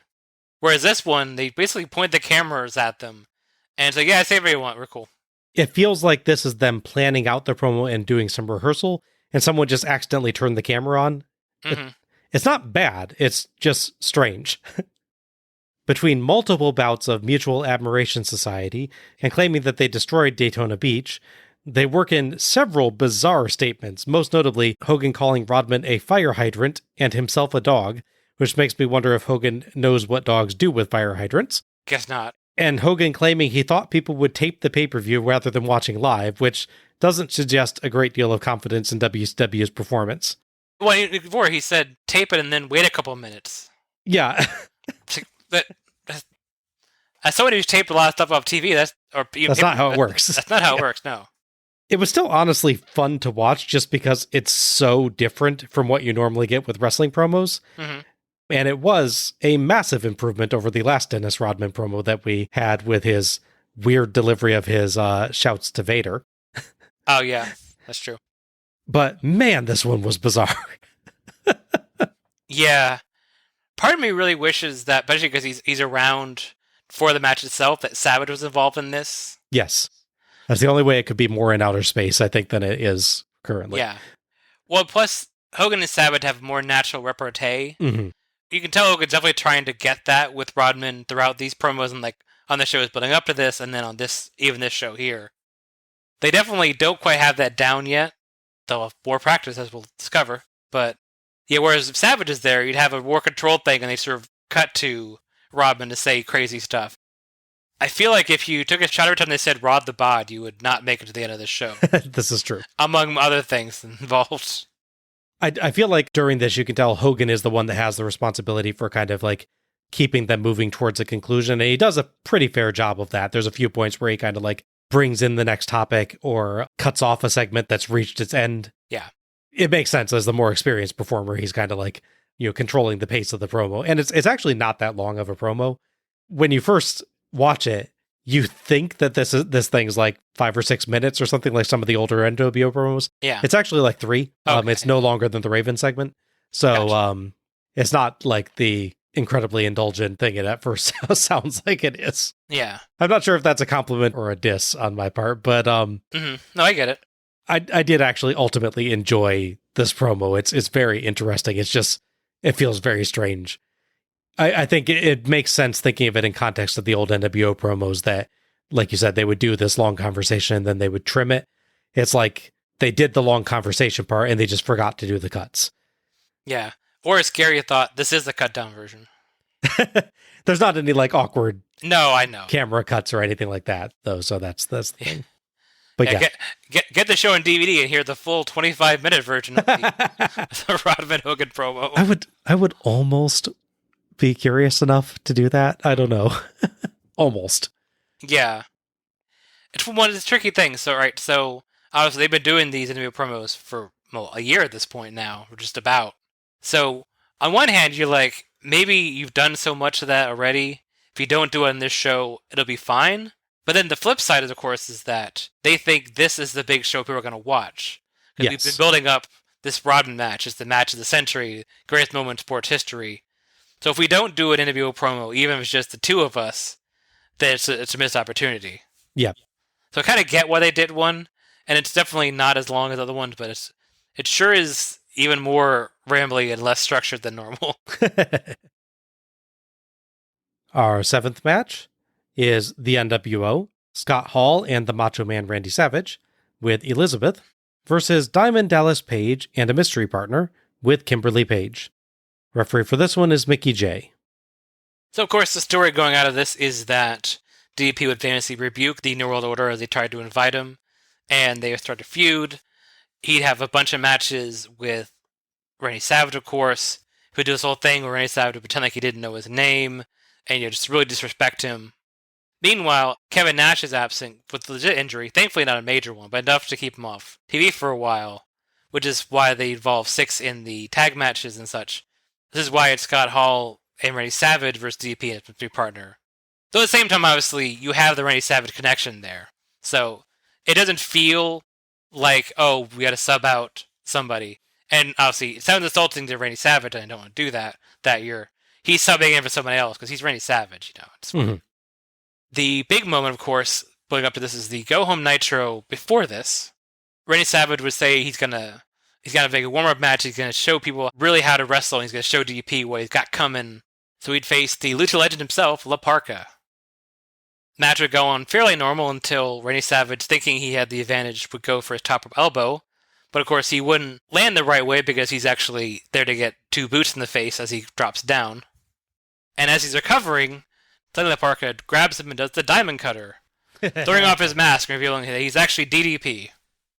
That is amazing. It's a great example of how you can use the gimmick of La Parka, because, as we noted, he is the largest of the luchadores, at least what we've seen. So, even though technically I think DDP is slightly taller than him, the fact that he has a full bodysuit and is at least very close to the size really does help in the situation. Yeah, it's not like DDP disguising himself as Rey Mysterio. No. I will say also, as the La Parka superfan of the duo, it kind of a giveaway when you watch back the match, obviously knowing the angle, because La Parka comes out, he dances a little bit, but he's dancing without his chair. Ah, okay. If he's a real La Parka, he'd have his chair with him. To his credit, though, DDP does work in a little La Parka happy dance during the match itself. So that's cool. Like he does actually try to do that, yeah. He actually did study the gimmick a bit rather than just putting on the outfit. That's cool. The tag match is announced. 2 people will come into play that could be the tag partner. First, Raven. The other is Kurt Hennig, who very recently left the WWF. He was managing a young Hunter Hearst Helmsley. They seemed like they were building up some sort of feud where Hennig would turn on him, but then abruptly he left the company. So he's officially signed with the the WCW, so I'm saying it now too. And so the mystery is, who's going to be DDP's partner? Will it be Raven? Will it be Kurt Hennig? Or will Sid Vicious shirt guy finally get his wish granted? Can you imagine DDP and the Master of the Powerbomb? Master and rule the world. You know, those would probably be some of the best Sid Vicious matches ever, because DDP would be plotting them. Very true. NWO theme count 2. Hall and Savage are out first, accompanied by Elizabeth. Hall wears his tag title belt and carries Kevin Nash's, even though this isn't a title defense. Nice touch there. Mm-hmm. Funny that 2 Bash at the Beach shows in a row, we've got a NWO tag team match with a mystery partner, and Scott Hall is even in both of them. Yeah, the role has been reversed a little bit. Yeah. DDP and Kimberly come out next, and DDP's pyro, which isn't actually shown on camera, scares Dusty. DDP's mystery partner turns out to be Kurt Hennig. His pyro is visible. Yes. Tony points out DDP's eternally bandaged ribs. Savage and Page start. Savage dodges a spinning lariat, but Page catches him with a second, then beats him up. Savage rolls out and considers a chair, then taking a walk, but ends up just hurling in some flowers from somewhere and getting back in. Poor Mickey J has to clean up the plant debris as Savage and Page spit at each other. Tag to Hall, who demands Hennig, so Page tags Hennig.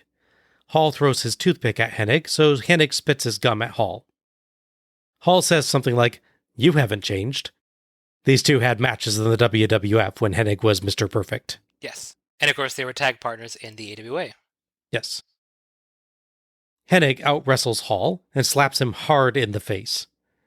Macho and Page lunge in briefly, but Jay maintains order. Hennig lands strikes, an atomic drop, an inverted atomic drop, and finally a flipping neckbreaker, and shouts, "Now that's..." before stopping himself, as the WWF would probably sue if he called himself Perfect. Good catch, Kurt. Yeah. I guess you could have said, "And that's Hennig," wouldn't quite have worked as well. Yeah. They really should have thought of a new moniker before this match so he could do that, but they just keep calling him Hennig. I kind of pictured like DDP in the back with a thesaurus. What do we got? What do you got? We got something. Need something. Tag to Page, and the fans chant for him as he takes it to Hall. But Hall clotheslines him in the corner, and Savage sneaks one in as well. Savage and Hall trade off, concentrating on Page's eternally bandaged ribs. Hall sends Page through the ropes, and Page even makes sure to hit those rib first for maximum sympathy. Yeah. Savage flings him to the steps for about a 0.1 Cena. Yeah, it's so. Doesn't move much. Not really, no. Page crawls over and lets Sid Vicious Guy and his buddy help him to his feet. Back in, Hall gets a discus punch for a very close 2 count. Tag to Savage, but Page hits an inverted atomic drop and collapses into a tag to Hennig. Savage knocks Page out of the ring and whips Hennig to the ropes just as Page is trying to use them to get to the apron. Hennig hits the taut ropes hard. Page clearly doesn't realize what happened, but an angry Hennig hits him, then walks out. Hall hits the outsider's edge on Page, and Savage hits the big elbow and arrogantly pins Page with 1 foot for the 3 count and the win. NWO theme count 3. Hennig walks out, and Kimberly nervously tries to get to Page, but Savage and Hall keep getting in her way. They finally leave, and Jay and Kimberly get in to check on Page. The surprised commentators think this wasn't even an NWO plot. It was just Hennig's anger about Page's mistake. The fans chant for Page as he makes his exit, selling the whole way like a champ. Kimberly can be heard criticizing Page's choice for a partner, as Tony notes. Yeah. Thoughts on this one? I like this one quite a bit. I am a little torn, though, because as part of the angle, it kind of just stops suddenly like that. Mm-hmm. So in a way, it works, because the whole point of this is really to have Hennig show that he can still go in the ring. Yes. Because you haven't seen him probably seen wrestle in a few years at this point. He's been off for a while. So he's definitely got something to prove here. And it's just how Kurt Hennig was, it sounds like. Then, we get the part where DDP, of course, gets worked over. I don't know if you noticed it. Right before Hall throws him out, he gives him the little back slap, like with the DDT. Let him know I'm going to throw you out. Obviously, it's good, because if you just shove a guy out without warning him, that'd be really bad. Especially the angle it comes at. Especially with this case, because Paige has to actually hit the ropes, getting more sympathy from the crowd. Exactly, yeah. I'm glad they planned ahead for Yes. So, yeah. So then once he finally gets his big tag and the match is looking to go in the next direction, it abruptly stops because of the angle. It kind of works because it feels unnatural, but it's also the point. So in a way, it's disappointing because you kind of want to see a more prolonged tag match involving these four men, and unfortunately don't get it. But at the same time, they execute the story really well. Like I said, you get Paige looking strong, and then Hennig looking strong, and then the classic DDP fights back from underneath and comes back for the tag, and it just all goes awry. Mm-hmm. I'm a little torn as well on how you do the ending. I guess the idea is that because the rope's pulled so taut, it just sort of hurts his back more than normal. But it feels like it would be more practical if he actually pulled the ropes down, he went over the top. Because otherwise, I get he's annoyed because he took what looks like a unpleasant bump on his back, which obviously is this whole injury that took him out of wrestling for a while. But it's not quite as impactful an injury, seemingly, as it maybe should be. Does that make sense?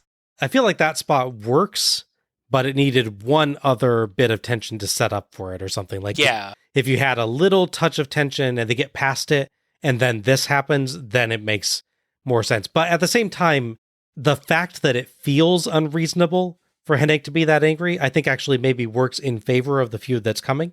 Yeah. That's tricky because they work this whole match abruptly stops thing. So you get annoyed the match doesn't go anywhere, but then at the same time, that's what they're trying to get you to feel. So I'm totally torn on it, yeah. You feel ticked off at Hennig as a result of this. So I think it actually works really well. And I kind of do like that this looked like such a minor moment. The fact that this doesn't look like, a major betrayal and that it feels like something you could get past, that it only happens once. Well, and he still gets so angry about it, makes him clearly the heel. Right. He doesn't take that bump on the back and then yell at Paige. He just immediately hits him. Yeah, it goes right to hitting him. Yeah. And clearly shoves him into the ring to get beat up. So it's not even like he hits him and walks off and they drag him into the ring. Yeah. It feels very intentional. Like, well, fine, you're going to die, I'm going to shove you in there and beat you up. I mean, yeah, you look at poor La Parca getting hit multiple times by his partners in his match, and he had the patience of a saint, I think, at that point. Yeah, it's true. I was really torn on that, too. It's like, it feels like for this match, it would be better for there to be more justification, but for the feud going forward, it's really great that they did it this way. Mm-hmm. I found this a really fun match while it lasted. Hennig looked really good and had some nice, smooth counters, and Hall really sold well for him and made him look like an immediate threat. Mm-hmm. It was a good move to have Hall be part of his first match back with WCW, given their pretty long history together, as you noted. I think that was good to have someone really familiar to work with. Paige was spot on as usual and had good exchanges with both NWO guys. I really would have loved to have had a few more minutes from this one to let it develop more. Mm-hmm. Honestly, on the strength of the match to this point, I would have loved to see a longer form Paige and Hennig tag team versus the NWO. Mm-hmm. It feels like you have the makings of a really good tag team there. The two of them have similar mentalities about matches, I think. Yeah. Especially with him working with Savage, too, that, again, Hennig, I think, will be somewhat familiar with. But the feud we get is quite good, and I recall their Starrcade match being a barn burner, so yeah, it just was a tantalizing hint at what might have been. Well, and a broader story point, if this had worked out more in Paige's favor, it would have been interesting, because the whole idea of the NWO, at least initially, is here's these guys that came from, the other place, as they tantalizingly called it. In other ways, they would say the other company or outside, all the terms they would use to not say WWF literally on television. And then if the key to stopping them is calling another guy from the WWF in that works against them, it could have been interesting to sort of turn their own sword on them, as it were. That's true, yeah. Didn't think of it that way. As mentioned, Nash would recover from his minor injury in time for World Wild, where he would reunite with Scott Hall, his partner, and get his belt back to challenge the Steiners. Meanwhile, Randy Savage himself would face a very large challenge at the same event. On the following Nitro, an angry DDP would be annoyed at Hennig, obviously, and would explain his rationale for picking his mystery partner. Basically, he explains that Hennig was his fourth choice. Oh. So the thing is, he doesn't do it in a way it's like, oh, he's my fourth choice, he's the best I could get or something. He goes through his thought process and just sort of matter-of-factly says that he's the fourth choice. So it's interesting because it's not like outwardly aggressive. He's not saying it despite Hennig. He's just, I guess, being honest to a fault. Well, DDP, has to have, with his binders and everything, probably had spreadsheets full of data about the wrestlers and proper contact times to get in touch with them and just, couldn't. Of course. He's got their pager number and everything. Yeah. But no, he explains in his promo that his first thought for a partner to face the was, of course, Sting. Basically, they've called on him too much lately, which I don't quite get that logic, but okay. Because he just now started popping off the rafters and saving people.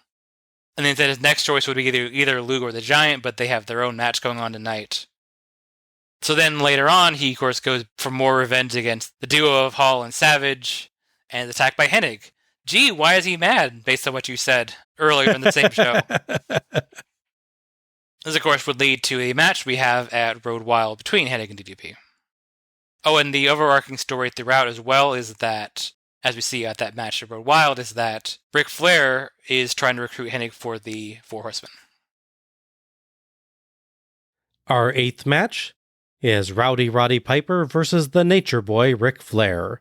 Referee for this one is Mark Curtis. The duo were briefly together as a tag team, as we saw in a 6-man match at Slamboree, as I recall, with Kevin Green. That was a honestly wonderfully entertaining little match. It was. So they would challenge for the tag titles at a previous show, but come up short. Flair, being Ric Flair, would place all of the blame for the loss on Piper and have the Four Horsemen beat up Roddy Piper after the match. He'd go on to call him a has-been, sometimes call him a never was, and of course call him a wannabe movie star. Dang. I mean, I've seen a lot of Piper's movies outside of They Live, which is amazing. So it's not the most inaccurate insult. This is true. To be fair. Flair would go to the heel book of cliches and turn to page 452, which is bring out a fake Roddy Piper, in this case a mannequin, on multiple shows, claiming that Piper has shown up and then make fun of him. On the Go of Nitro, he would try it one more time. And of course, Piper would show up behind the mannequin. Flair, being Flair, would be so engrossed in his promo, making fun of Piper, he doesn't even notice another person behind him. He'd be, of course, subsequently be attacked by Piper, who did not take what he said very well. But they'd end up in the ring, where he'd be taken out by a Four Horsemen 3-on-1 beatdown, building up this match. NWO theme count 4. Briefly, as the sound guys accidentally start the wrong song for Piper's entrance before quickly correcting themselves. Yes. We're on form tonight. Oh, yeah. Piper's pyro nearly drowns out the commentators. Flair has a blue and silver robe today, which looks great. It does. Heenan compliments it too, so you know I'm right. Fair enough. Dusty asks who knows Flair and his tactics better than Roddy Piper. Probably you, Dusty? Yeah.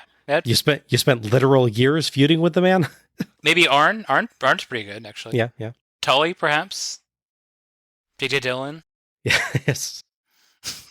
Sting? Yeah, for sure. Although, well, Sting forgets it every time, though. That's true. Yeah, we Yeah. can't say that Sting knows his tactics. Yeah. It comes and goes. Piper attacks aggressively, landing rapid punches, and Flair flees outside. Back in, Flair trades chops with Piper, but Piper slaps him down for a Flair flop and sends him flipping over the turnbuckle, then clotheslines him off the apron. Piper beats Flair up outside the ring using the barricade and the ring post, and rewards a Flair eye poke with one of his own once they're back in. But Curtis warns Piper about choking, and Flair sneaks in a chop block. Flair works the leg with chop blocks and kicks, and despite Piper's bravado, he's clearly struggling to stand. Flair locks on the figure 4. Piper slumps for a 2 count, but Flair makes the mistake of slapping him. Have you learned nothing from Sting?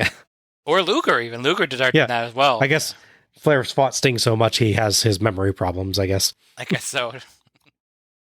Piper fires up and turns the hold over, and Flair breaks the hold. Piper hits a swinging neckbreaker for 2, but goes for a choke again, and Flair takes advantage of Curtis's warning to slug Piper in the crotch. Dusty calls Flair the dirtiest player in the ball game, and I'm not sure if he even realizes that was a pun. It's probably not. Flair lands strikes and dodges a Piper haymaker, but Piper lands rapid combination punches, then knees Flair in the trapezius thing, per Dusty. Yes. Dr. Dusty Rhodes. Love Dusty Rhodes. Piper limps around as he beats Flair up, but Flair counters the sleeper with a jawbreaker and pins Piper with his feet on the ropes for 4 2 counts, only breaking to yell at the crowd when they try to tell Curtis. The ref never once checks either. Yes. Flair goes up top, but Flair Karma strikes, and Piper puts on the figure 4. Flair slumps for 2, but gets the ropes. Flair sneaks a hand protector, per Heenan, from his knee pad as Curtis, wanting to check on Flair, holds Piper back. A frustrated Piper shoves Curtis down, so Flair tries to hit him with the weapon, but Piper blocks, steals it, and floors Flair. Floors Flair sounds like some sort of Swedish tennis player. Yes. Piper goes for the pin, but Mongo runs in and distracts Curtis as Benoit goes for the swan dive headbutt. Piper gets off Flair, sees Benoit, gets back on Flair, and gets back off just as Benoit dives so that Benoit can hit Flair. Which one do you look stupidest in that scenario? I don't know. Discuss amongst the group. Yeah. Curtis goes to get Benoit out. Piper clearly sees Mongo, and even, I believe, points at him, but then tries to pin Flair anyway. Knowing Mark Curtis is looking the other direction, yes. Yes. So Mongo hits the tombstone piledriver. Flair rolls on top for 2. Mongo and Benoit, by now up the ramp, look on as Piper no-sells Flair's chops and catches Flair with the sleeper hold. Flair fades, and Curtis checks the arm. Once, twice, 3 times. Flair has lost consciousness, so Piper wins. So, why didn't Mongo and Benoit come back down? They clearly saw that Flair had not won. I mean, that's a long walk. I mean, they already made it down once. I guess so, and Mongo's arm is owie, so... Yeah. Piper limps up the ramp. Good post-match selling tonight. Mm-hmm. Thoughts on this one? So, for better or worse, this match is definitely the Ric Flair versus Roddy Piper greatest hits match. Just slowed down quite a bit. It's not like that one slam rematch where the two guys that shouldn't have been wrestling because they're way too old sort of rolling very slowly around the ring. Right. I think I described it as like turtles. This is the description I used, I believe. It might have been, yeah. Something like that, yeah. I remember describing that one as a good match played at somewhere around like 1/4 speed or something like that. Pretty much. The actual mechanics of what they were doing was good, but just the pacing was very slow. Yes. So in this case, it's not like they're doing the move at slow speed like that one is. In this case, they're doing the move, but like the gap and the space between each move and like how long they sell it is definitely a lot slower. Mm. To be fair, and I'm going to be 100% honest, I mean, so I did make sure I got this right. Piper, if my math was correct, was 44 at this point. And of course, it had his hip replaced. Yes. And Flair is actually 48 at this point. Looking probably better than I'll look at 48, to be fair, to him. Yes. So it's not shocking. It's not like, I can't believe they're wrestling slower. Obviously, they're going to be wrestling slower. That's just kind of a given. That's the risk you run having, Flair and Piper wrestle in 1997 when you'd have Flair and Piper wrestle in 1981, the year my brother was born, when they were fighting over the U.S. title in the NWA. And of course, in WWF, they wrestled in 91, so on and so forth. So you have so much film to compare to, you can't help but make the comparison. It's just how that works. The trade-off is, of course, a lot of old school fans, especially at this point, are really what WCW was bringing in. That is why Flair was like, even when he wasn't treated as a top face, was practically the top face. Even when he was a heel, he was practically the top face for the large demo of the audience. We've definitely reached the Flair is respected regardless of his character at this point, yeah. So in this case, the match is definitely slower. But what they do with the timing, in their defense, is that they really make it about hitting some sort of move, whether it's the chop block or the series of punches, and then pausing and really selling it. Piper really does a good job of selling the leg injury, for instance, throughout the match. Oh, yeah. Objectively, it's a slower, more methodical match than anything else in the show, really. But they feel the time better. It's not like they just lock and say a headlock and sit there for 2 minutes to get their breath back. Right. There's a large demo that doesn't care about anything I just said and goes, ooh, it's Flair's Piper, and I've seen them wrestle probably 100 times, and I love Flair and Piper, so I don't care. And that's perfectly fine. You can enjoy the match that way. For me, I think even as silly as the timing involved with everyone was, in a rare case, I actually like the interference because it's a different angle on a Flair Piper match. It's not just them doing the greatest hits, Flair Karma, Sleeper, so on, so eye poke, etc., etc. Again, it's not really done that well because Benoit should not have fallen for that trick. Yeah, it was very strange. I don't know if Piper accidentally got off early and had forgotten the spot, or if he was like, oh, I got to check if Benoit's coming, couldn't see him well enough, or what. Yeah, because you kind of get a pass with going with the pin aspect because he knocks Flair down, doesn't see the interference initially. Yeah. But then he gets up, then gets back down again. At some point he would have noticed the interference and just not gone for the pin. And again, as silly as the timing is with Mongo, the fact that he deadlifts Piper like that is pretty impressive. Yeah, it's one of his better looking tombstones, I think, actually, yeah. Mm-hmm. So again, just be aware that this is a Flair and Piper match in 1997, and just know what to expect from it. The strength of their characters really makes it more enjoyable than I thought it would be watching this match. But it's definitely a different pace than anything else in the show. This match was mostly punches and chops, but it had a strong plot regardless, with Flair's usual strong leg work en route to the figure four, and a good subplot revolving around Flair and Piper's shared propensity for cheating that enabled Piper to mostly keep up with Flair's antics. Like you said, the huge personalities and a good overall flow kept it interesting, and the intensity both brought to the match made it feel appropriate for there to be so much striking. The ending felt off to me. There's obviously a number of points where it just doesn't seem like people are in the right place at the right time, and people clearly see something but just ignore it. It makes no sense whatsoever that Mongo and Benoit just leave after their interference doesn't work either. Still, it's a fun match overall, buoyed by strong personalities, just a weak ending to me. I do agree that I like the concept of the ending, of them having the interference. I like that the interference doesn't work. Yeah. I just feel like they needed some other explanation there for why they stop interfering. Even if you had shown them walking out and not looking back, but they explicitly show them on the ramp looking back, clearly having seen Piper just kick out.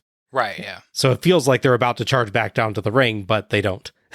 Yeah, this is one of those matches where I think if they had done one or two spots slightly different than expected, it could have helped. Like, for instance, the whole match is built around attacking Piper's leg because that's his weak spot because of the hip and Flair's thing. I could see if you have him, his legs worked over, he can't quite get up. Flair goes up for his whatever he's supposed to do at the top rope. But maybe he actually does jump. He doesn't get thrown this time because Piper, he tries to run, but his leg gives out on him. Yeah. For instance, because that carries the story of the match, and it makes the spot not, suddenly Piper gets up and throws him off, because of course he does. Everyone loves those kind of spots. The guy goes for a move and misses because they expect it and because they like the guy. But every once in a while, if you just mix up a bit, especially with someone like Flair and Piper, that would have been a nice little touch. Mm-hmm. Yeah, I was glad that you noted Piper's excellent selling during the match as well. He was doing an amazing job of keeping that leg injury going for the duration and letting it impact his movement, even on moves he was doing successfully. Yeah. I don't want to say it's an 80s thing, because you do see good selling even in the 90s, but it feels like that was a more common thing in the 80s. Yeah. I think because they were willing to let it slow the match down, where the 90s you maybe have a little bit more of a feeling of, we got to always keep the pace up. Yeah. So it was nice to see that feeling of like, okay, I'm going to let this happen. I'm going to let it impact everything I do again. For sure, yeah. And the fact that he kept it going after the match too was really nice, that he didn't, do a normal walkout. He limped the whole way. I appreciate that level of dedication. Absolutely, yeah. Carrying back to the Slamboree match, Flair would end up in a singles match against Six at Road Wild. Obviously, as mentioned, during all this, Flair is still trying to court Kurt Hennig to be part of the Horsemen. As for Piper himself, he would be absent for quite a while. He would come back on television in September, where he'd be appointed an Honor 30 figure, which would be a way to have him around, but not wrestling as much. Yeah. Our final match is Lex Luger and the Giant versus Hollywood Hulk Hogan and Dennis Rodman with Randy Savage. Referee for this one is Randy Anderson.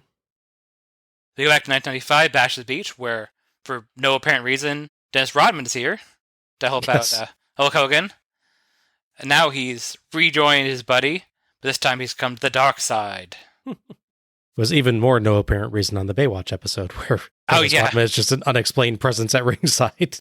Yes, that is true. I forgot about that. So yeah, now he's fully part of the NWO. Part of his attempt they're doing was trying to branch out a bit, get more mainstream, even more mainstream attention, which will definitely never backfire on them. I'd say Road Wild of 1998. Never. That's how he ended up briefly with an NWO member of the NASCAR Racing League. Right, yes. Just very straight into that. You think of the elite in the NWO, Hulk Hogan, Randy Savage, Kevin Nash, Henry Sadler. Or it's the classic time where DDP is on, I don't know if you remember, TBS's Dinner and a Movie. Oh, God. Yeah. The host turned heel and joined the NWO against him. And then the guy gets beat up by DDP. The least remembered and least important NWO member.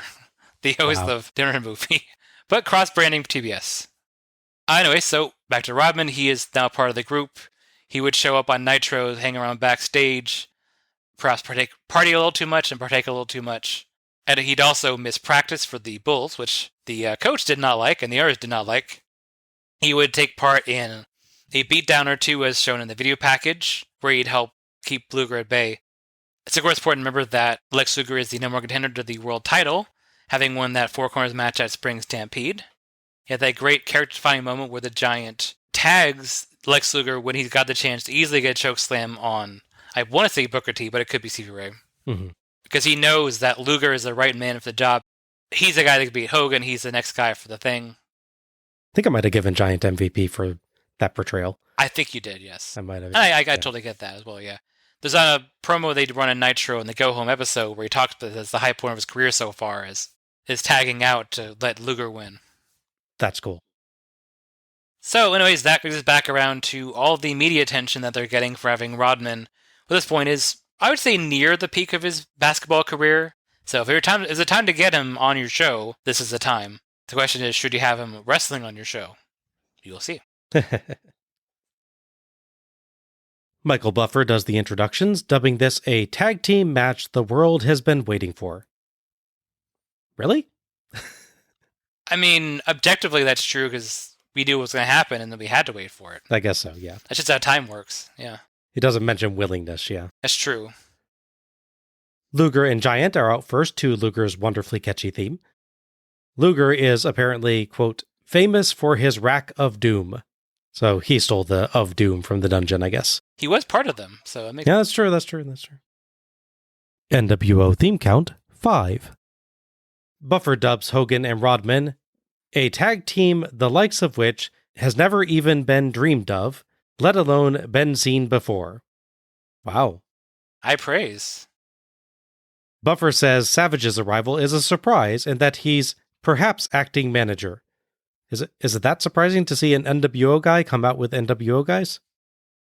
Tony gives a decent story explanation for Hogan recruiting Rodman for the match, that if he can get a non-wrestler like Rodman to win over Luger and the Giant, it'd be humiliating for WCW. So it's kind of an extra dig of the knife for Tony there. Fair play. Heenan advises Rodman to take his sunglasses off, and Tony wonders about the piercings. Dusty says he would yank on them. Hogan and Luger start. The camera focuses on pro boxer Andrew Galata in the crowd.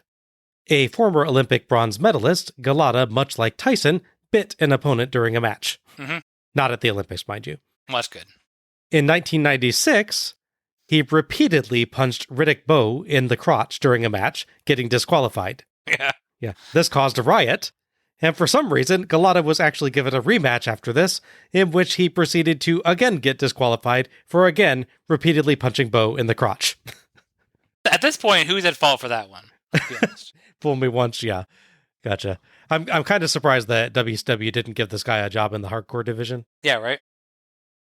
Hogan and Luger trade shoulder blocks and roars, and Hogan flees outside for encouragement from Savage. Hogan challenges Luger to a test of strength and kicks Luger when he agrees, calling him an idiot.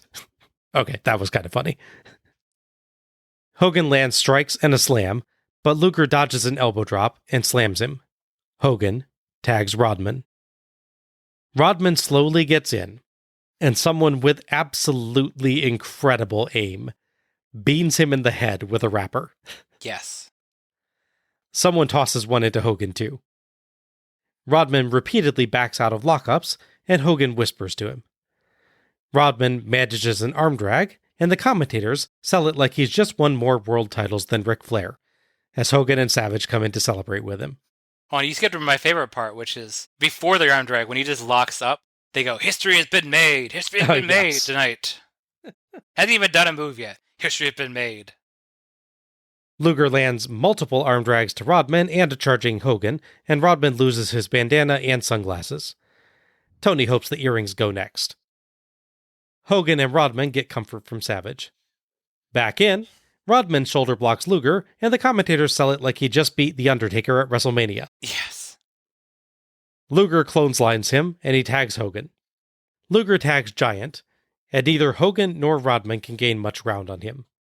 Giant spanks Rodman, and lifts him for a double-handed choke, but Savage draws Luger in to distract the ref, and Hogan boots Giant in the leg.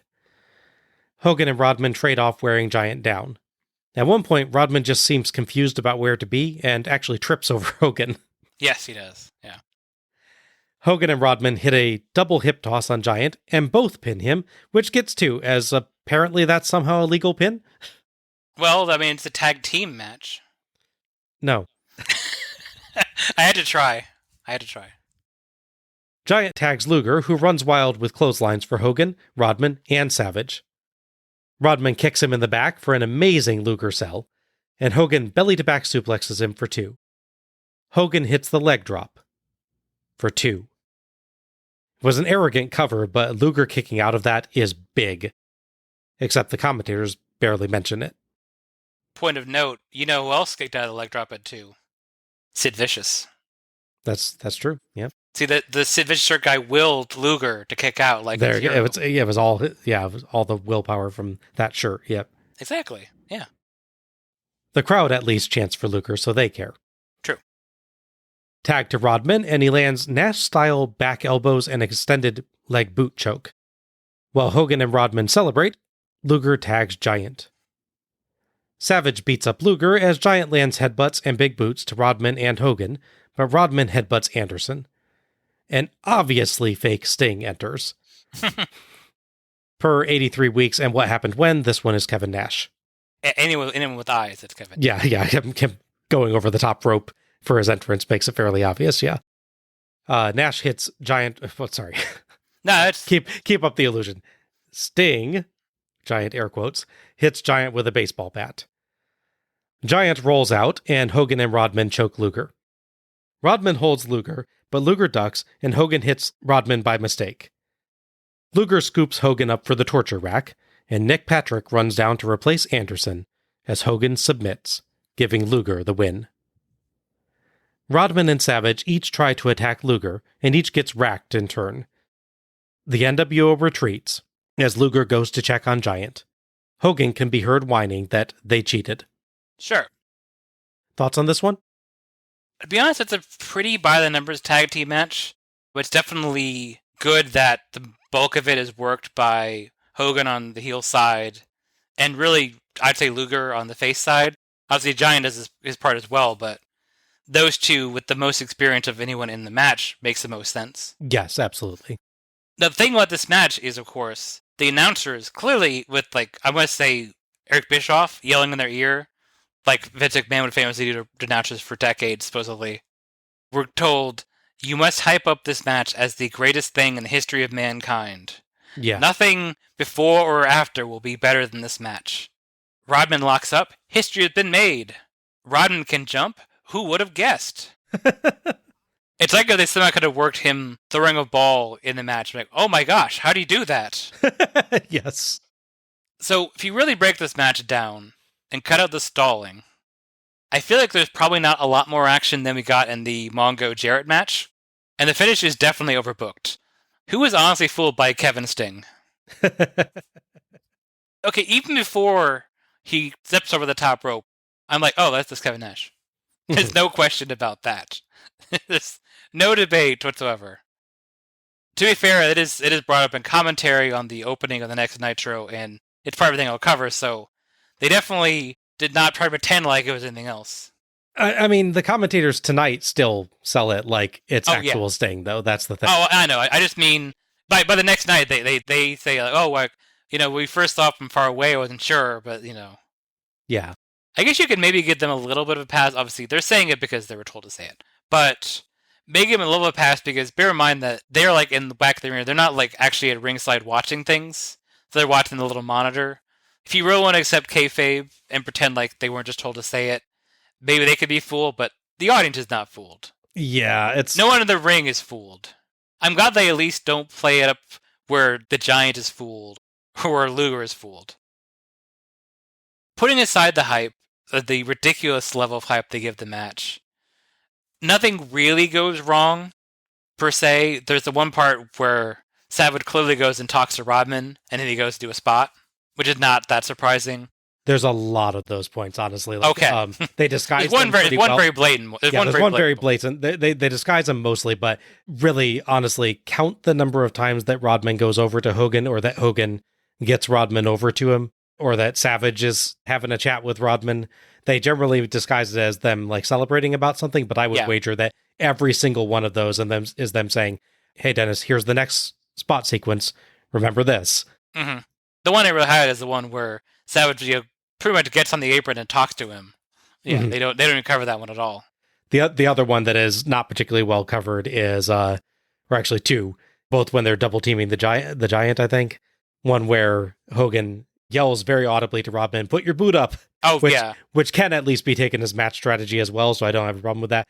And the other one, when Rodman gets confused and trips over Hogan, Hogan's like, "No, to the apron." Mm-hmm. Which, I mean, there's not much you can do. The guy has clearly forgotten what he's supposed to be doing at that point, so you kind of just have to tell him. But it is funny, you very audibly hear Hogan on both of those moments. Yeah. There's a one part, too. It's when their teeth in the lockup before it actually happens. Hogan yanks him back by the belt. Yeah, you noticed that? Yeah. Yes. Yeah. He's like, I'm going to make sure you back to the corner, in case you remember. Yeah. Yeah, and then Hogan, surprise, surprise, whispers to him immediately afterwards. Yeah. So I'm not necessarily here to defend Rodman. He can speak for himself, obviously, and I'm sure he has. But there's a certain level I can say it's his first match, It's one thing to go, oh, here's what we're going to do it in the match.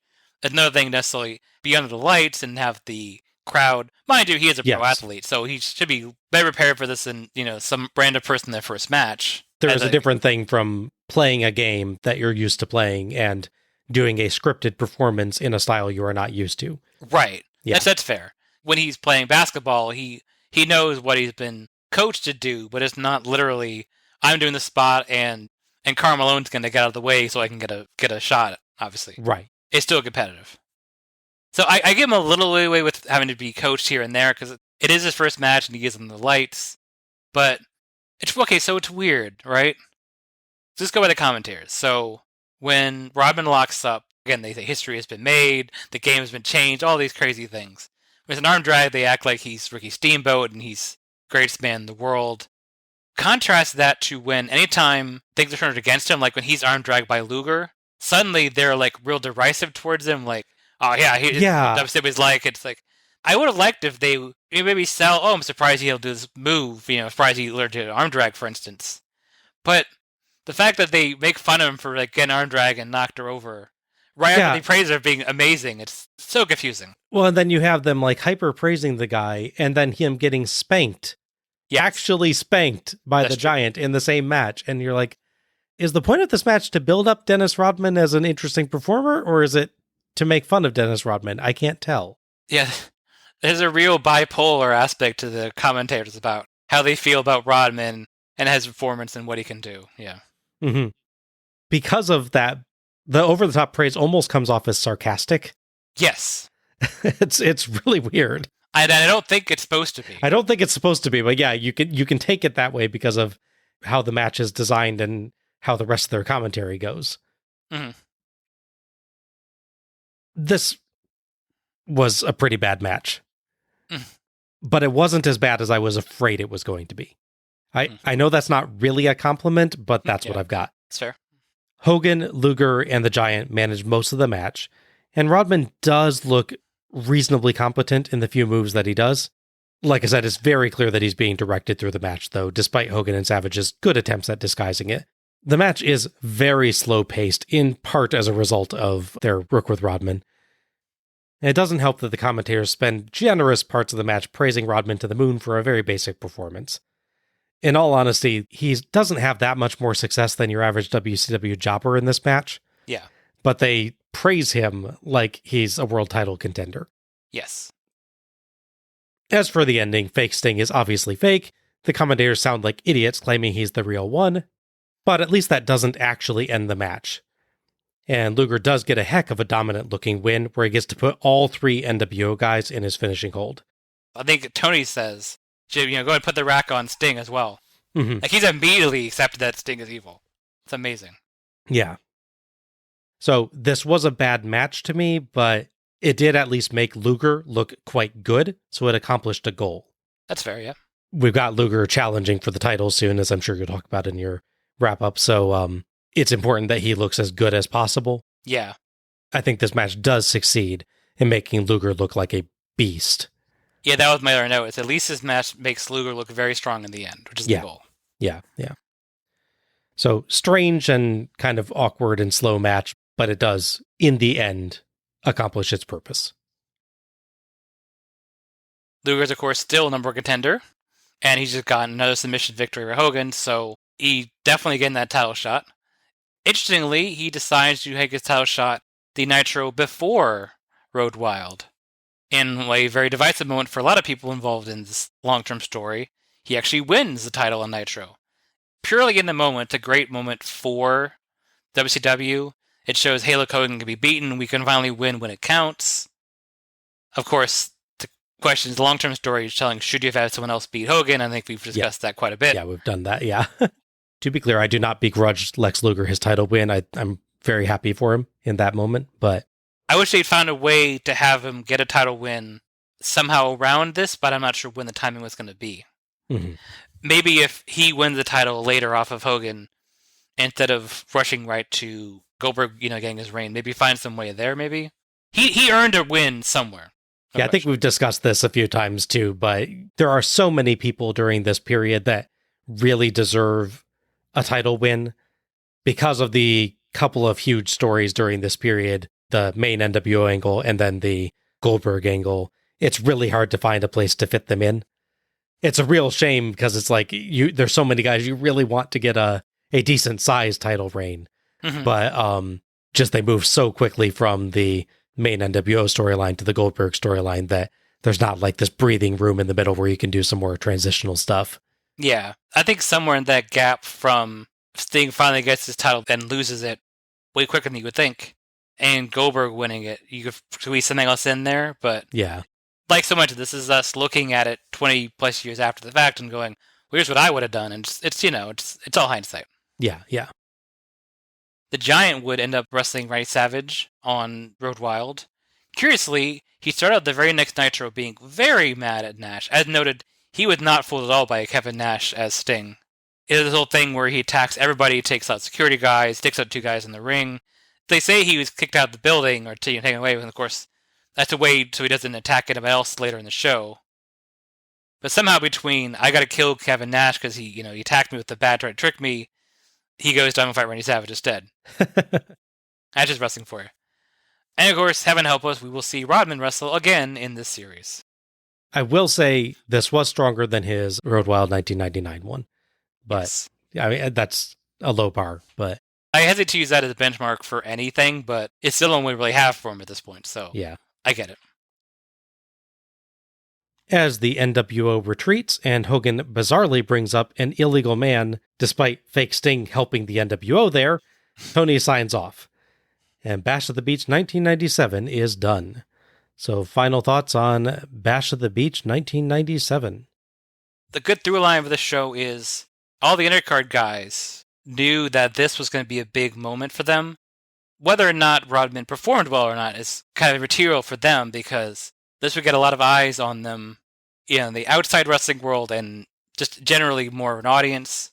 So a lot of guys, I feel, really stepped up and really did what they could to stand out.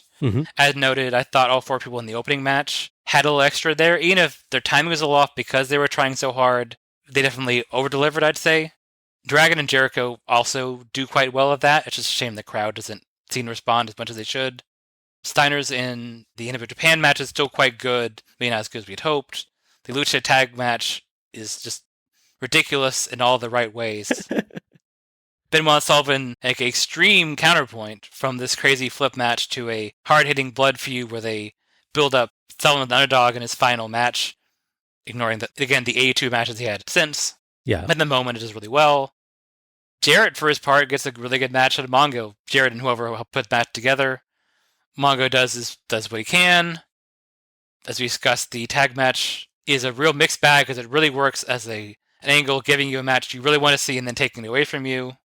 Piper and Flair's kind of a greatest hits, but it works fairly well. And then the main event is hyped to all hell as the greatest thing since sliced bread. And it is okay. I don't think it's quite as terrible as you are, but I'm giving it extra leeway, I guess, in my case. But I absolutely see your take on that, because it is very slow, and they do the most basic stuff with Rodman and act like he just did a inverted 450. So I think I probably hold more against it than you, because I write the match recaps for it, and the number of times I wrote Hogan goes to talk to Rodman or Savage goes to talk to Rodman or that kind of thing, I started holding that against the match. No, that's perfectly fair. Taken as a match itself, it's not awful. No. It's just below average on the show, for sure. Agreed. This was quite a fun show up until the ending match, and honestly, that ending match was bad, but not the kind of bad that ruins a good show or drags it down much at all. It probably helped that the crowd actually maintained its energy throughout it, despite the action being slower. Yeah. They kind of helped elevate it a little bit above what it was. Of the 8 other matches, most had something good to offer, whether it be lucha acrobatics, brutality, or just good character work.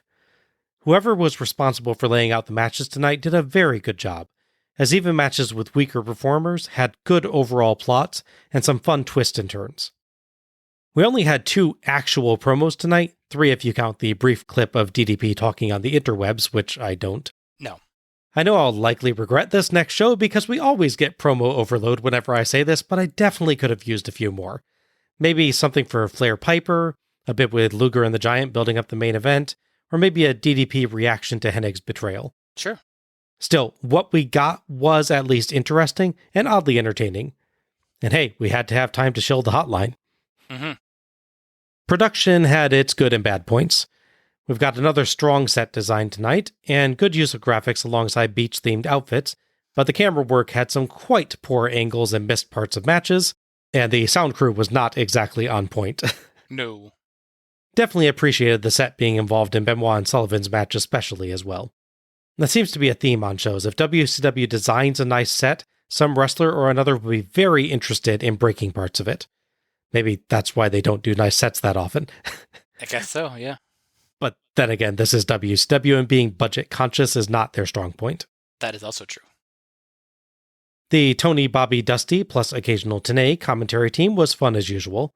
I particularly liked their commentary for the Sullivan retirement angle, as they really built up his career and it felt like a good send-off.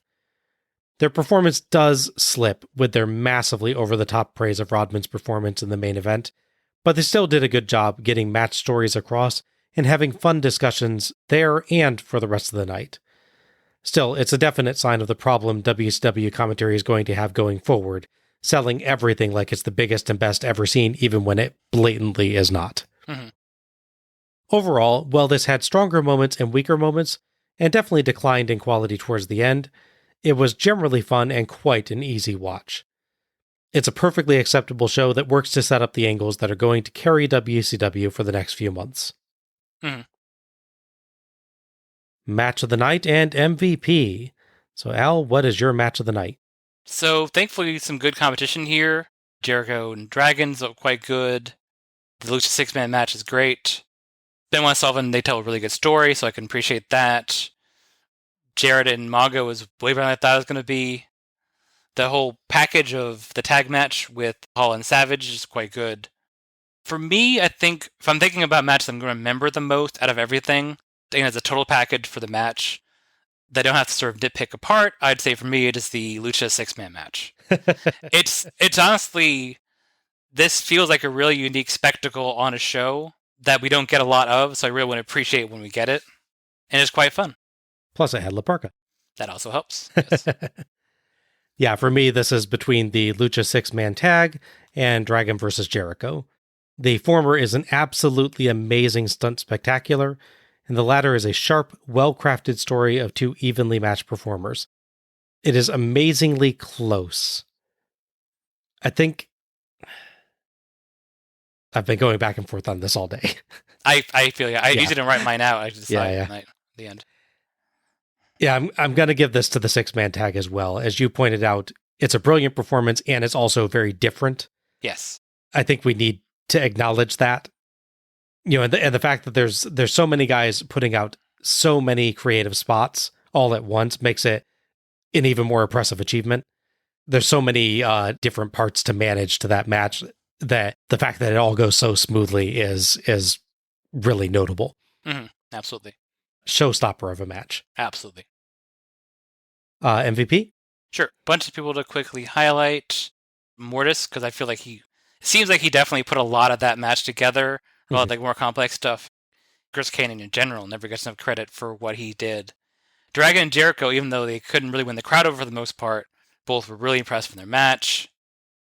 Everyone in this Lucha 6-man match, varying degrees, was good. I mean, even the weakest part for me, like which probably is Viano 4, he was like the power guy in the match, so he get dashed up between the dives, so even he had his part to play. Benoit and Sullivan both do really well with their match. Honestly, giving Jared a lot of credit for both his performance and really tying his match together quite well is impressive on its own, and he deserves credit for that. All involved to some degree with the tag match, being Hall and Savage versus DP and Hennig. Again, as short as condensed it is, they all did their parts very well. And honestly, going back to it, Savage being a key part in really making as much as they could get out of the tag match involving Rodman, he really deserves credit for that as well as a less overt part of that match, because he's in the match, but without him, I can't imagine what happened. Yeah, he's clearly there to help keep Rodman on track, yeah. Exactly. And yes, I am considering La Parka because he is the anchor of that match. It's almost 2 in those if I pick him, but I really enjoyed his performance there. He was good. I would consider it an entirely fair pick, even if you weren't a La Parka fanboy. Exactly. That's fair. I accept that. It's a toughie. I think I'm going to do my usual thing, which is where if I don't pick a match then I want to highlight someone in it. So I think if I'm going to pick between the two, I'd probably say Jericho. Because even though his characters, he himself admits is not want to be, they will let him be, full-on Chris Jericho heel with his crazy list and number of holds and all that. His actual in-ring performance is very smooth. He does risky spots that thankfully did not turn badly for him, like getting dropkicks in midair while upside down flipping, stuff like that. So for me, of the two, I think I pick him. Okay. I'm choosing Kevin Sullivan. Okay. The man put on quite a brawl for his final match as a regular WCW performer, and he managed to draw genuine sympathy and emotion despite still playing the heel. And he did that right after the Lucha match. That is an achievement. That's fair. You'd expect that to be the biggest dead spot on the show. The shot of Sullivan finally leaving the ring, misty-eyed, is probably what's going to stick with me the most from this show. Oh, okay. And that wraps up our review of Bash at the Beach 1997. If you've enjoyed listening to us tonight, you can find us on Twitter or Facebook as Let's Go to the Ring. Links will be available in the episode description. Follow us for episode announcements and other show details, and share your own thoughts about each show as we go through. You can subscribe to our show on Apple Podcasts, Google Podcasts, iHeartRadio, Spotify, TuneIn, Verbal, or Audible. And please, if you've enjoyed this show, give us a rating or review, and share the show through your favorite social media platforms to help others discover us. Many thanks to OSW Review for attendance and pay-per-view figures, and to Gina Trujillo for our logo. Next up, Bash at the Beach 1998, like skinny dippin' in the shark tank. That sounds singularly unpleasant. Yeah, all of that's bad, yeah. but at least it's less generic than the alternate tagline, "Somebody's going down." Unless down into the shark tank. Oh no, stop them, quick! Oh no! This is Bob Moore for Alec Pridgeon, signing off. Good night, everybody. Happy wrestling.